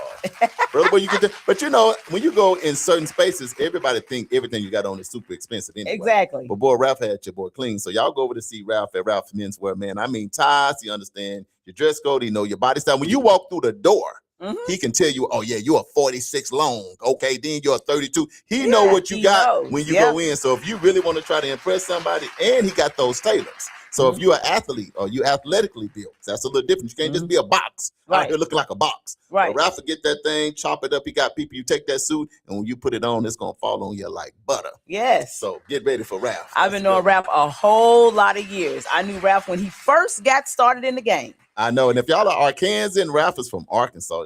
So shout out to Bigfoot country. Yes. Yeah. So let's see what we're moving into next. Oh, we're going to move into community news. So if you guys did not know, Tulsa is currently under a burn ban. Yeah. Because it is dry outside. It's windy as all get out. That's why everybody's allergies who have allergies, you know, is acting up because, you know, so y'all make sure we talked about this a couple mornings ago because I was driving on my way to the wake up and somebody flicked the cigarette butt out their window. You saw it? Right in front of me. Just flicked their cigarette butt out the window in front of me. And I'm like, why are you doing that? It's dry outside. It's windy. Let's not do that. We don't want to burn down our communities because, you know, these wildfires get started and they won't stop, you know. So let's make sure that we are doing our part to keep our neighborhoods and our communities safe. Right. You know, so, you know, if you're a smoker, you know, nothing against the smokers. It is what it is. But make sure that you extinguish your cigarette in an ashtray. Yeah. So a burn ban basically means can't burn stuff outside. Yes. You're supposed to definitely don't get no cigarette and flick it out your window. Yes. It just means because the wind is so high. And man, the fire that we had here a few weeks ago, it was like for 3 miles and it was just burning across fields and anything in its path, it was just burning it to a crisp. Yes. So when it's a burn ban, y'all got to wait a little bit. You can't burn that stuff right now. Just hold on just a little bit. Now, our next community update, and my daughter brought this to me. So shout out to my daughter, Sabri, you know, because they are always giving me stuff that I should talk about. Right. But this gives me great joy to talk about because the mayor is my good friend and a good friend of the station, of the radio station. And he is also our corresponding co-host. Yeah. But the other thing is this. Mayor Monroe Nichols actually came to our, was it spring break camp? Yeah. I think it was spring break camp. And He came summer to our, and he actually got to talk to my granddaughter, who at the time was 8 years old. So he asked my granddaughter, what do you call your grandmother? And so she told him that she calls me Nana. And she should have never said that, because every time I said, we can be in the middle of whatever. It don't matter. It don't matter. He's like, hey, Nana, what's up? I'm like, really, man? He's gonna bring it out. All these important people. Channel 2, 6, 8, 30. It don't matter what's going on. We be at Juneteenth. Hey, Nana. I'm like, boy, the mayor's wrong for that. Now, what I can say about the mayor is that's the epitome of leadership. We're talking about leadership. We're gonna get to the funny story, but having a mayor like Mayor Monroe Nichols, which is our first Black mayor, our first African-American mayor, has been a breath of fresh air, I can say, for me in Tulsa, because of all the other noise that's going on nationally and internationally. It's been a breath of fresh air having him at the helm as I'm in Tulsa. Yes. So back to the lecture at hand. So my daughter brought to me, and actually she brought it to me this morning, as I'm on my way out the door to the wake up. But she said, Mama, did you know that people are talking about the mayor, talking about him being sexy? I said, the mayor? Mayor, hold up. She said, yeah, Mama, there's a post and people are talking about his guns. And I'm like, the mayor? That's called the streets is talking. So the streets talking about what you say. Our mayor, he just trying to do his job. The streets is talking. Listen. What is the street saying? Y'all need to stop it. So she sent me the link. And I'm like, whatever we say, Mayor, I'm sending it to you because I know you're probably listening to the show. I'm sending you the evidence. I can't wait because now I got some receipts. You got some receipts. Yeah, now. See, so why you calling me Nana? I got some stuff to talk about. So there's this whole post, like there are literally hundreds of comments about the mayor, how good he looks, his guns, how ripped he is. There's these, and these are not just women. Right. Like some of the guys, one guy said that his wife mentioned, man, the mayor is pretty ripped. And he said, when I met him in person, I was like, you know what, babe, I gotta agree with you. So the husband had to co-sign. Right, like she had to co-sign. So this is so funny. So I'm going to read this one comment. So one lady says, all I can say is that he's better looking than the majority of the mayors and other politicians. At least he doesn't wear a stupid cowboy hat like so many others. He's not old and decrepit. And he stays in shape, obviously. Nothing wrong with that. It's refreshing, actually. And so then another lady responds and said, clutching my pearls from Georgia, my mayor doesn't look anything like that. Oh, man, we can't wait to see you. Oh, my God. We can't wait to see you. You lucky we didn't get our hands on this before we had to say it like Tulsa. We're going to be ready for you. Now, we love you, but we got some receipts that we want to talk about. Somebody calls him Mayor Batty. I mean, Mayor Nichols. Oh, my God. The mayor, and you got to remember, the mayor going to be coming on the show next month. Boy. So we can't wait. We're going to unpack some of this stuff with the mayor to see what he got to say. Oh, I can't wait. Man, so I'm going to send this to the mayor because, the mayor did that whole crash out. And we talked about that a couple weeks ago. He did crash out on Valentine's Day. So this is just hilarious to me. Y'all get up off our mayor. And don't do that. Don't do that. But for the people that don't know, that's maybe not from here, our mayor came here on a football scholarship. Absolutely. He played for the University of Tulsa.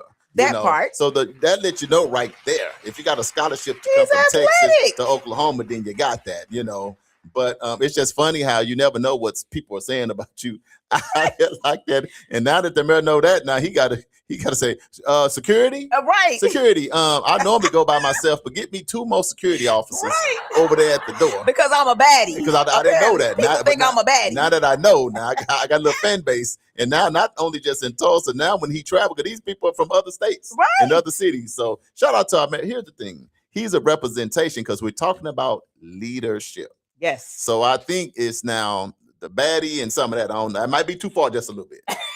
But it's understandable if that's what you think. Right. But that's part of leadership is how you look, how you carry yourself, and all those things is a part of it. So listen, shout out. Being an example. You can't talk about the health of our city if you ain't looking healthy. Lead by example. You know what is making me think about? What's that? Is Barack.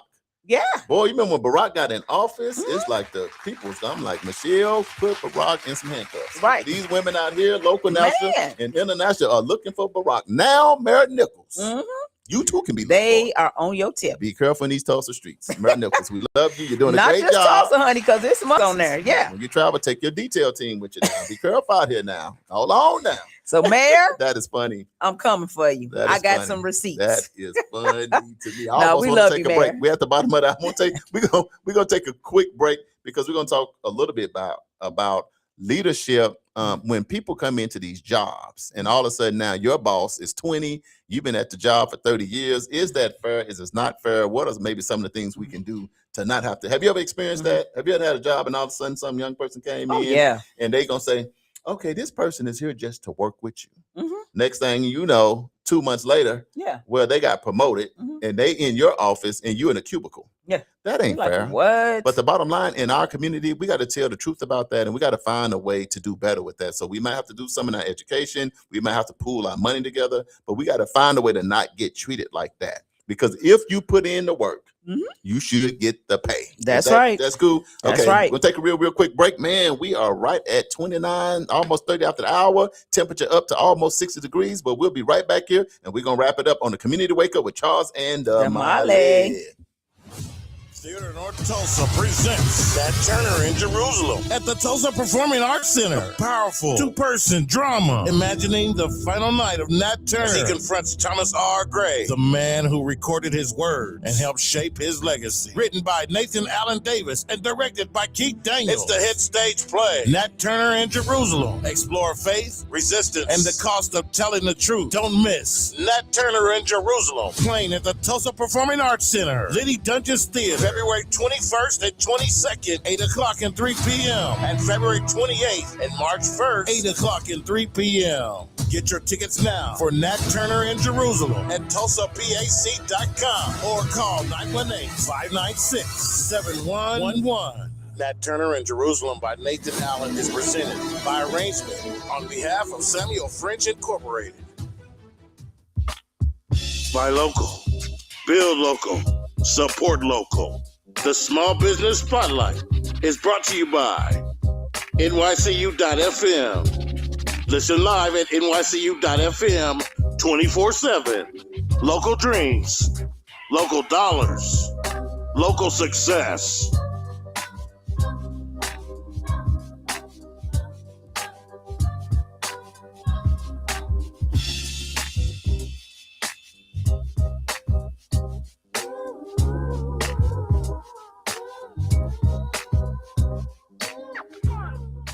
EduRec is the place where education and recreation meets. At EduRec, we have a host of programs such as Spring Break Camp, Summer Camp, and After School. We also have Black History Saturdays. It's located at 5424 North Madison Avenue. To donate, sponsor, or volunteer for any of our programs at EduRec, go to edurectulsa.com. Call EduRec today at 918-430-3947. And you can also visit us on any of our social media platforms at EduRec Tulsa. EduRec Tulsa, where education and recreation meet. You know what? It's really not that bad being up at 5 a.m. Damali, you know what? You're absolutely right. The only thing better is we on 5 days a week. 7 a.m. to 9 a.m. It's the Community Wake Up, our brand new morning show. Right here on NYCU.FM. And simulcast on KBOB 89.9 FM. We got your Black History Trivia. We got your medical report. Don't forget the police report. Your local, national, and international news. Always the latest on upcoming events. The Divine Nine and the HBCU check-ins. And most importantly, we can't do it without you. And make sure you join us each and every day. It's the Community Wake Up with Charles and Damali.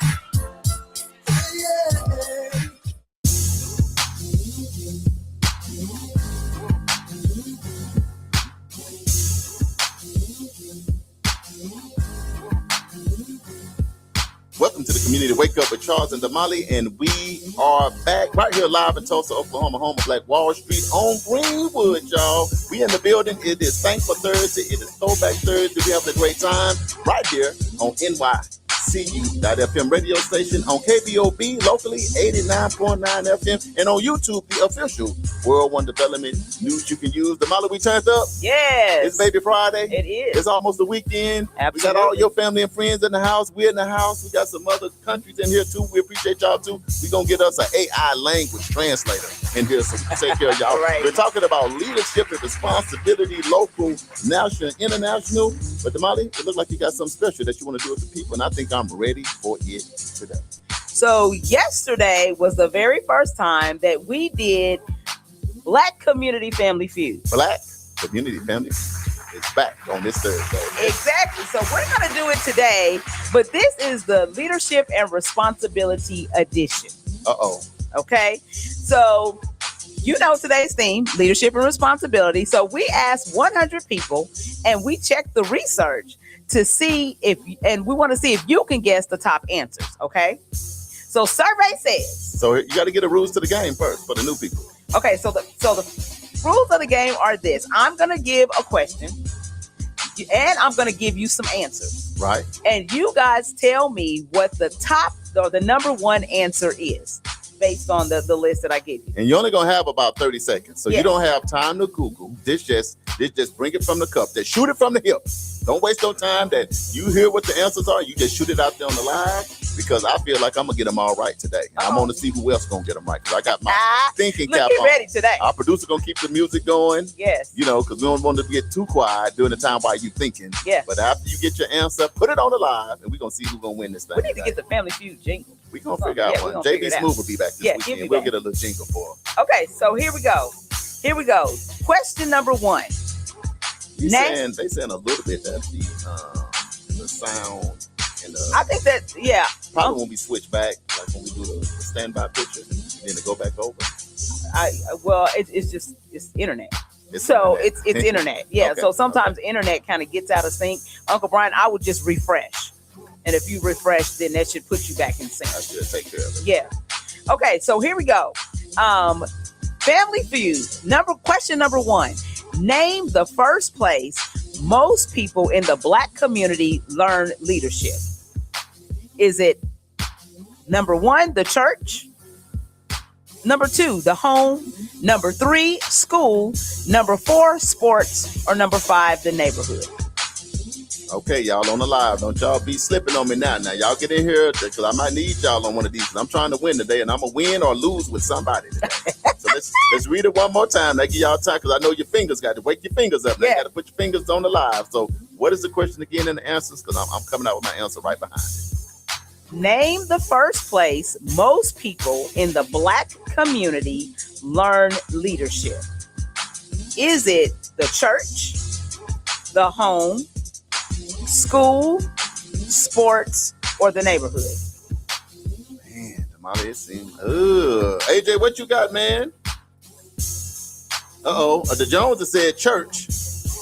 Uncle Brian said home. Uncle Brian said home. Dominique said church. Dominique said church. Mm-hmm. And Charles said, read it one more time. Berna said church. Teresa said home. Okay, one more time for Read Charles. it one more time. I'm gonna read it one you more can time. read it fast too. Yeah. Name the first place most people in the Black community learn leadership. Is it the church, the home, school, sports, or the neighborhood? It should be home. Home is where your heart is. Maybe some leadership there too. Richie said home. Ambrose said home. AJ said sports. Yeah. All right. So the correct answer is the home. Research consistently shows that parental modeling is the strongest predictor of leadership behavior. Over 70% of adults say their leadership values were shaped at home. In Black households, extended families, especially grandparents, play a major role in the social development. They say leadership starts at the kitchen table. Ooh, you right. See, I don't think people was thinking grandparents. Right. But you're absolutely right. Marquis said in the home, it should be, but most likely church. No, you was right the first part, brother. That was your first answer. Can I, what I think, and we go into the next one? No, go ahead. Okay. I think the leadership, man, it should start at home. Right. Because you can get to church and be cutting up. But I think leadership in the spiritual realm would start at church. I think you got your home tools of how to behave. Yes, ma'am. No, ma'am. Yes, sir. No, sir. Open the door. This, I think, but when you get to church, it's maybe more your spiritual leadership. Okay. Love thy neighbor. Yeah. Don't slap thy neighbor. And that kind of stuff. You know what I'm talking about? Those kind of things. I think you get your spiritual leadership when you get to church, but that's what I was battling with. That's why I said read it one more time. Right. That's good. Home or church, someone of the same. Yes. You know. Okay. Question number 2. Okay. Name the institution that has historically produced the most Black leaders. Is it the church, HBCUs, civil rights organizations, or the military? Oh, you're killing me. Oh. I thought you said you was ready. I am. I didn't say I wasn't ready. I said, oh, my. Look, y'all come on the live. Don't y'all be waiting. You can't even Google your way through it. Right. I can't either. And I'm not even looking at the paper. Read it one more time because I got to. Okay. I'm thinking. Name the institution that has historically produced the most Black leaders. Is it the church, HBCUs, civil rights organizations, or the military? Charles is in anguish. Richie says HBCU. Marquise says the military. What else y'all got? Who else got a comment? Uncle Brian said that must be to the other question. Civil rights. Teresa said civil rights. Uncle Brian did say number 5. Uncle Brian only gave 4 options. What? I was like, I'm gonna read it one more time and give y'all the options because Uncle Brian is confused. He's thinking about the last question. Uncle Brian, I'm confused too. Come on, one more time. Name the institution that has historically produced the most Black leaders. Is it 1, the church, 2, HBCUs, 3, civil rights organizations, or 4, the military? All right, now let me just go back here again. Dominique says military. Marquis said Black people are the most patriotic, hands down. All right. That ain't the answer to the question. So you saying the military. Okay, I got you. I'm going with the military. AJ says civil rights organizations, and Donna and David Jones said military. If you said church, you would be correct. Why? Because the civil rights movement was largely organized through churches. You just said that with Dr. Martin Luther King Jr. yesterday. Studies show over 50% of prominent Black civil rights leaders had clergy or church leadership backgrounds. Church remains central hubs for organizing, mentoring, and civic engagement. The survey says the church, faith communities have long been leadership incubators. You know, and you know what, too, Damali? When you go back, we was just talking about yesterday. Yeah. So see what she did. She set me up, and I'm sitting right by her. It ain't y'all fault. It's her fault. See, yesterday she already said with Dr. Martin Luther King, he was a pastor, and then he was a leader, and he was having meetings, and he was forming, organizing, and all that. So she really told you the answer and me yesterday. We missed it, and then she set us up today on a Thursday. We were trying to be great and hit us, but when you think about it, I was thinking military because a lot of times when I go back, man, people was leaving, and you go to the Army, you go to the Air Force, you go to the Marines, and that it immediately that's all about leadership. Right. But when you said leadership, and you said that, I said, she got us yesterday. Yeah. Okay. The next question. That was good. Name the top issue people believe leaders should take responsibility for in our community. Is it public safety, economic opportunity, education, or affordable housing? Okay, one more time. Name the top issue people believe leaders should take responsibility for in our community. Is it public safety, economic opportunity, education, or affordable housing? So you have 4 options. Public safety. Okay.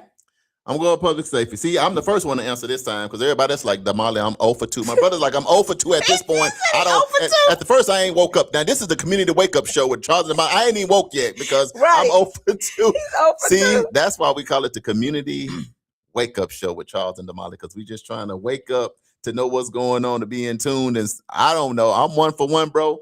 Where y'all economic opportunity is what my bro said. Okay. Got it.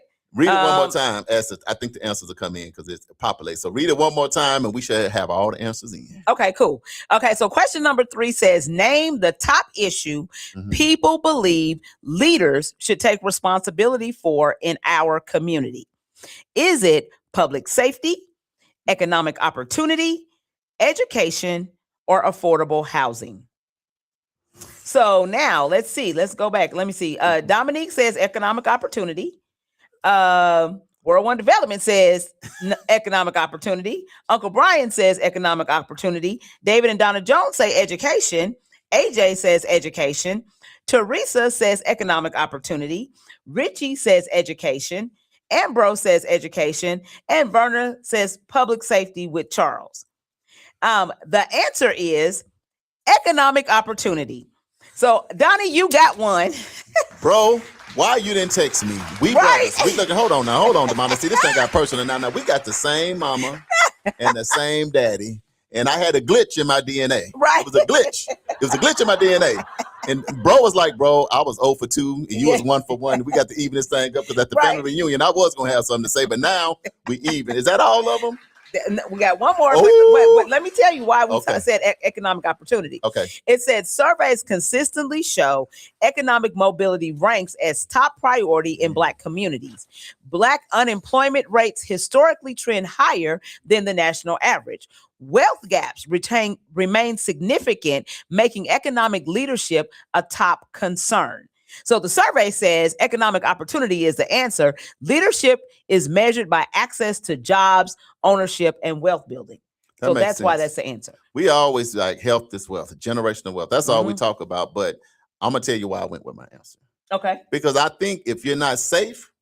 No, that makes sense. You know, because when I moved here to Tulsa, the first thing I thought about is where I'm going to raise is it safe first? Correct. And then if I know that I'm safe, then I feel like we can thrive. But right now in this time, when we think about we only have less than 1% of the wealth in this country, then it makes sense why economic mobility, economic opportunities is more important. So Donnie says if you got money, then that covers everything else, which is true.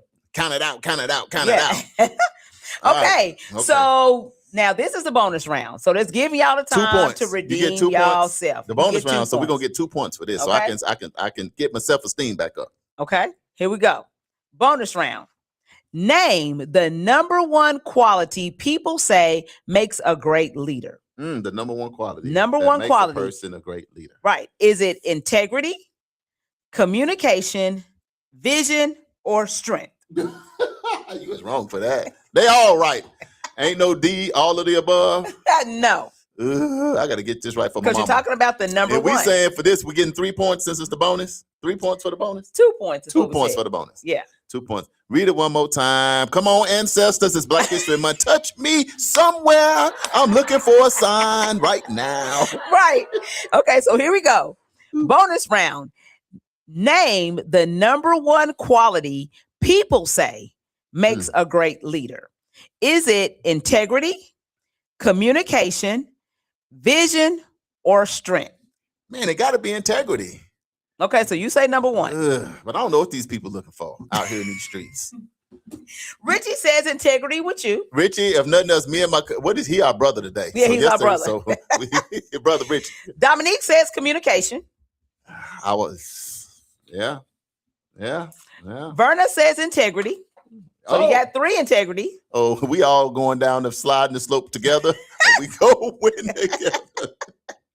Let's see if anybody else wants to weigh in. Uncle Brian, where you at? Uncle Brian, he fell off when he said number 5. Right, number 5. Like he what? Said, it's not a number 5, Uncle Brian. At that point, he said, I don't want to play no more. He turned it off. Ambrose, where you at? Uncle Brian says number 1. What's number 1? Oh, integrity. So that's integrity. Let's read the question one more time. Okay.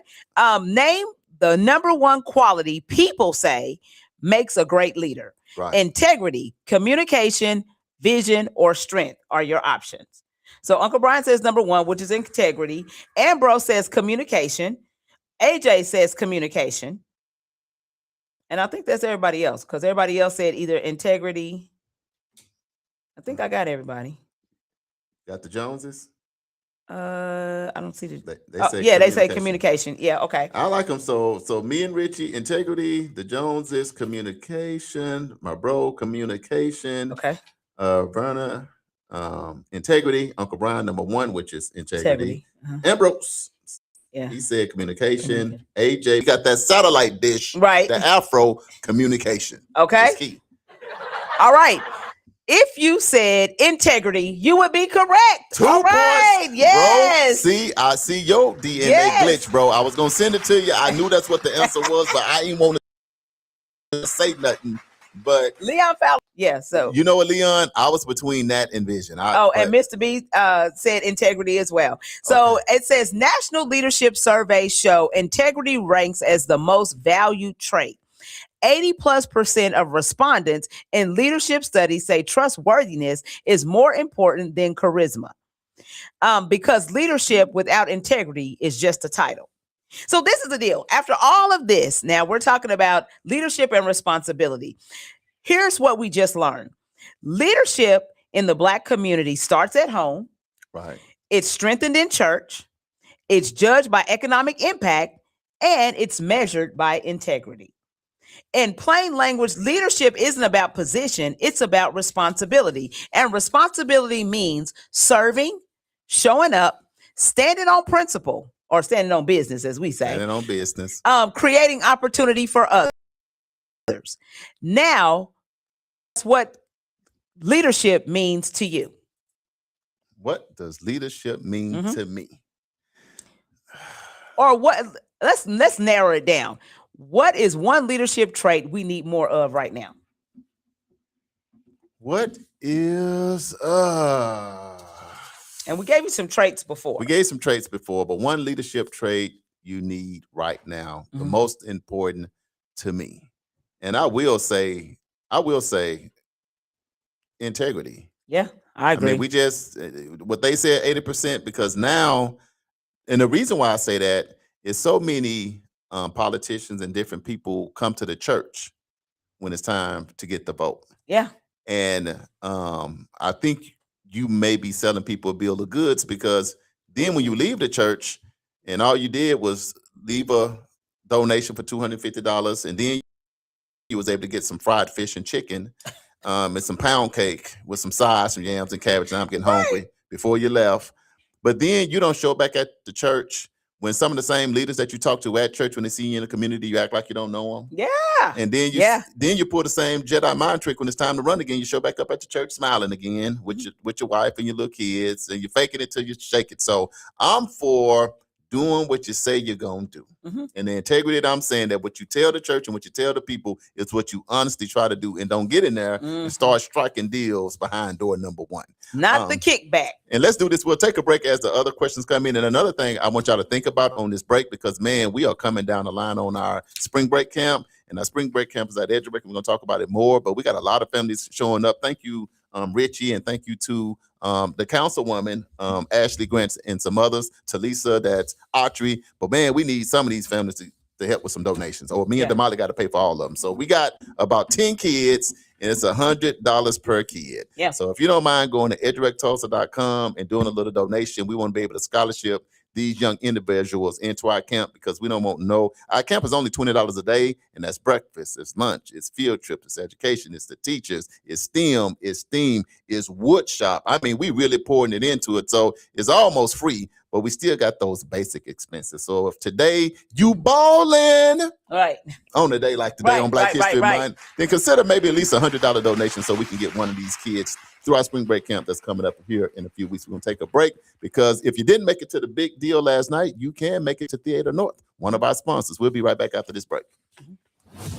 Theater North Tulsa presents Nat Turner in Jerusalem at the Tulsa Performing Arts Center. A powerful two-person drama imagining the final night of Nat Turner as he confronts Thomas R. Gray, the man who recorded his words and helped shape his legacy. Written by Nathan Allen Davis and directed by Keith Daniels. It's the hit stage play, Nat Turner in Jerusalem. Explore faith, resistance, and the cost of telling the truth. Don't miss Nat Turner in Jerusalem, playing at the Tulsa Performing Arts Center, Liddy Dungeons Theater, February 21st and 22nd, 8 o'clock and 3 p.m. And February 28th and March 1st, 8 o'clock and 3 p.m. Get your tickets now for Nat Turner in Jerusalem at TulsaPAC.com or call 918-596-7111.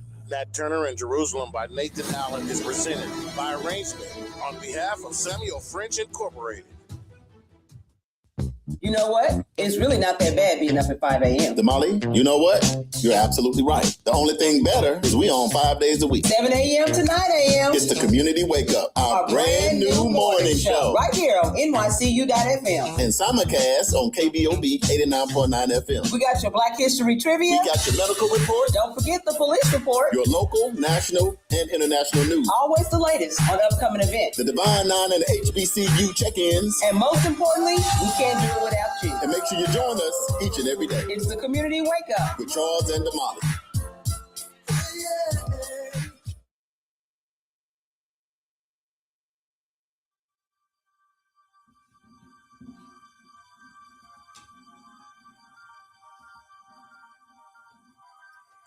The Community Wake Up with Charles and Damali. We are back right here in Tulsa, Oklahoma, home of Black Wall Street on Greenwood. Yes. Hey, happy Black History Month to all of you. We are live right here on NYCU.FM. Remember, when we go off the air, stay on NYCU.FM on your iPad, on your phone, in your car, wherever you go. It's clean music, no matter where you go. Right? Just like that. Thank you for that, Damali. I know I was looking. I didn't want y'all to think I was cross-eyed. But anyway, it's Thankful Thursday. It's Throwback Thursday. We appreciate y'all. Yes. It's been such a great show, such great interaction. Damali set us up. I love y'all. Damali challenges your thinking today. You know what I mean? But we are getting close to the weekend. There's a lot of good stuff going on. Get your pen and pad out. And right now, if you have not shared the show, hit that arrow. Share this good news with somebody else. Damali, we passing you the ball back. You did good with the Family Feud. What we got? The Black Wall Street Feud. What we doing? It is the Black Community Family Feud. The Black Community Family Feud. Your host is Damali. That challenges your thinking. Yes, absolutely. No, that was fun. And I think Richie, let me see. I think Richie was the one who made the comment. He said, great wrap up summary, Damali. So I'm glad you liked that. You tied it together. Yes. AJ said, I have to go back in my lab to work on the fro to get the disc signal correct. Right. I love that. AJ said, I would say integrity. And then Donna and David Jones said integrity as well. Yeah. Uncle Brian said, good show today. Thank you, Uncle Brian. Appreciate that. Just want to encourage you, that's what the show is all about. It's about waking up, waking up physically, but also waking up mentally about what is happening in our community. And we're trying to do it in a fun and humorous way, but it's very serious, and the things that happen in community, if we're not paying attention, they're going to affect the way our grandchildren live, our great-grandchildren live. And so we need to make sure that we are woke to what's happening around us. Right? Absolutely. So we're going to go ahead and do our community alert. Okay. We want to remind you guys about the scholarship opportunities that is happening in our community. There's over $770,000 in scholarships available for Oklahoma students. It is open to 9th graders through 12th grade. They're going to test your knowledge of Oklahoma history and geography. The deadline is February the 27th. That's tomorrow. 24 hours. Yes. So you guys need to sign up at OklahomaHof.com in order to be able to sign up for this scholarship opportunity. It's a song that says 24 hours on my dresser. Yes, sir. You got to get paid. You got 24 hours on this application to get paid. Not your dresser, the application. But if you know, you know. You remember that song? 25 hours on the dresser. Yes, sir. Yeah, I remember that. You better get paid. Want to also remind you guys, you heard the commercial, but this is the last weekend for Nat Turner in Jerusalem. And pull up to support Miss Maybelle Wallace. Yes, She is 96 years old, going on 46. Yeah, she's right. So beautiful. Me and Damali gonna be in the house. We're going Sunday. Yes, we're going for the matinee. Yeah. Theater North. I mean, they do a great job. All the stage plays do. So get your ticket, pull up, show up, and we'll meet you there. Mary Riggins just joined in. Hey sis, how are you? What's going good on? To see you. So yeah, make sure that you pull up. So it's going to be Friday, tomorrow at 8:00 p.m. And then, Saturday at 8:00 p.m. And then Sunday at 3:00. The 3:00 matinee. Sunday. I don't know, whichever one. We might go decide. Saturday. We're going to post when we're going. We'll figure it out. Early. We'll figure it out. Yeah, we'll figure it out. Don't forget, the Black Wall Street rally needs our vote. That deadline is March the 2nd. So that's what, Monday at 11:59 a.m. So we need for you guys to go to 10best.usatoday.com to vote for the Black Wall Street rally, because we want them to receive this national recognition. So please go vote. I have voted. I saw that Tisdale Cigar Lounge has posted it as well. So make sure you guys are voting, because we want this national recognition for our community as well, right? Charles talked about EduRec Spring Break Camp. Registration is now open. You can call 918-430-3947 in order to register your child, or you can go to edurectulsa.com/camps in order to get them registered. $20 a day, minimum 3 days in the camp. And we want to make sure that you guys know that if you have some money out there and you want to scholarship a kid, scholarship 1, scholarship 2, scholarship the whole camp. How about that? Yeah, so just in case tomorrow, because tomorrow's going to be Friday, and if you're at home talking about just got paid Friday night, sponsor a kid, we know you just got paid on Friday night, but think about this. EduRec has been around for 14 years. Yes. Spring break camp, summer camp, after school. We talking about 53,000 square feet. 15 acres of land. We got a movie center. We got a food court. We got STEM. We got STEAM. We got wood shop. We got all of that. So it's worth the investment. If you want to see what the kids doing, pull up on us. Yes. Just pull up. Okay. And don't forget, Alpha Phi Alpha Fraternity is awarding 2 $1,000 scholarships. Their application deadline is March 31st. And Delta Sigma Theta Sorority, they're offering a scholarship. So you can go to dsttulsaalumni.org for the scholarship application. And their deadline is April the 10th. Don't forget, tomorrow it's HBCU. Hey. AOU in the house. Divine 9. The only HBCU in the state of Oklahoma. Come on, let's go. Divine 9. We're talking about Divine 9. I got some gear for you. Okay. And our theme is living the legacy. So don't forget, we want you to like our page, share the show with 5 friends, and let them know to like our page as well. But most importantly, we want you to tune in tomorrow. If you'd like to advertise your business or organization on our show, go to nycu.fm and submit an inquiry. And don't forget, the views, thoughts, and opinions expressed on this program belong solely to him and me and our guests and those of you on the live, and not necessarily to this station, affiliate, organization, committee, or other group or individual associated with nycu.fm or KBOB 89.9 FM. Just like that. Now hold that laptop down and show you something. You're supposed to wear what you feel. Y'all see the camera right there? Yeah, can you see that? Yeah. Right there. You feel yes. Yeah. Can y'all read that right there? Forever. Can you read them? Yeah. But I feel some vibranium in me. Hopefully you feel some vibranium in you. Black-owned company. Yeah. I'm sporting that thing today. It's Black History Month. But we got to go to March Thankful Thursday. If you want to support World One Development, go to world1development.com or $, World One Development. That's our cash app. This has been the Community Wake Up. I'm Charles Harper. And I'm Damali Wilson. And we gone. Bye.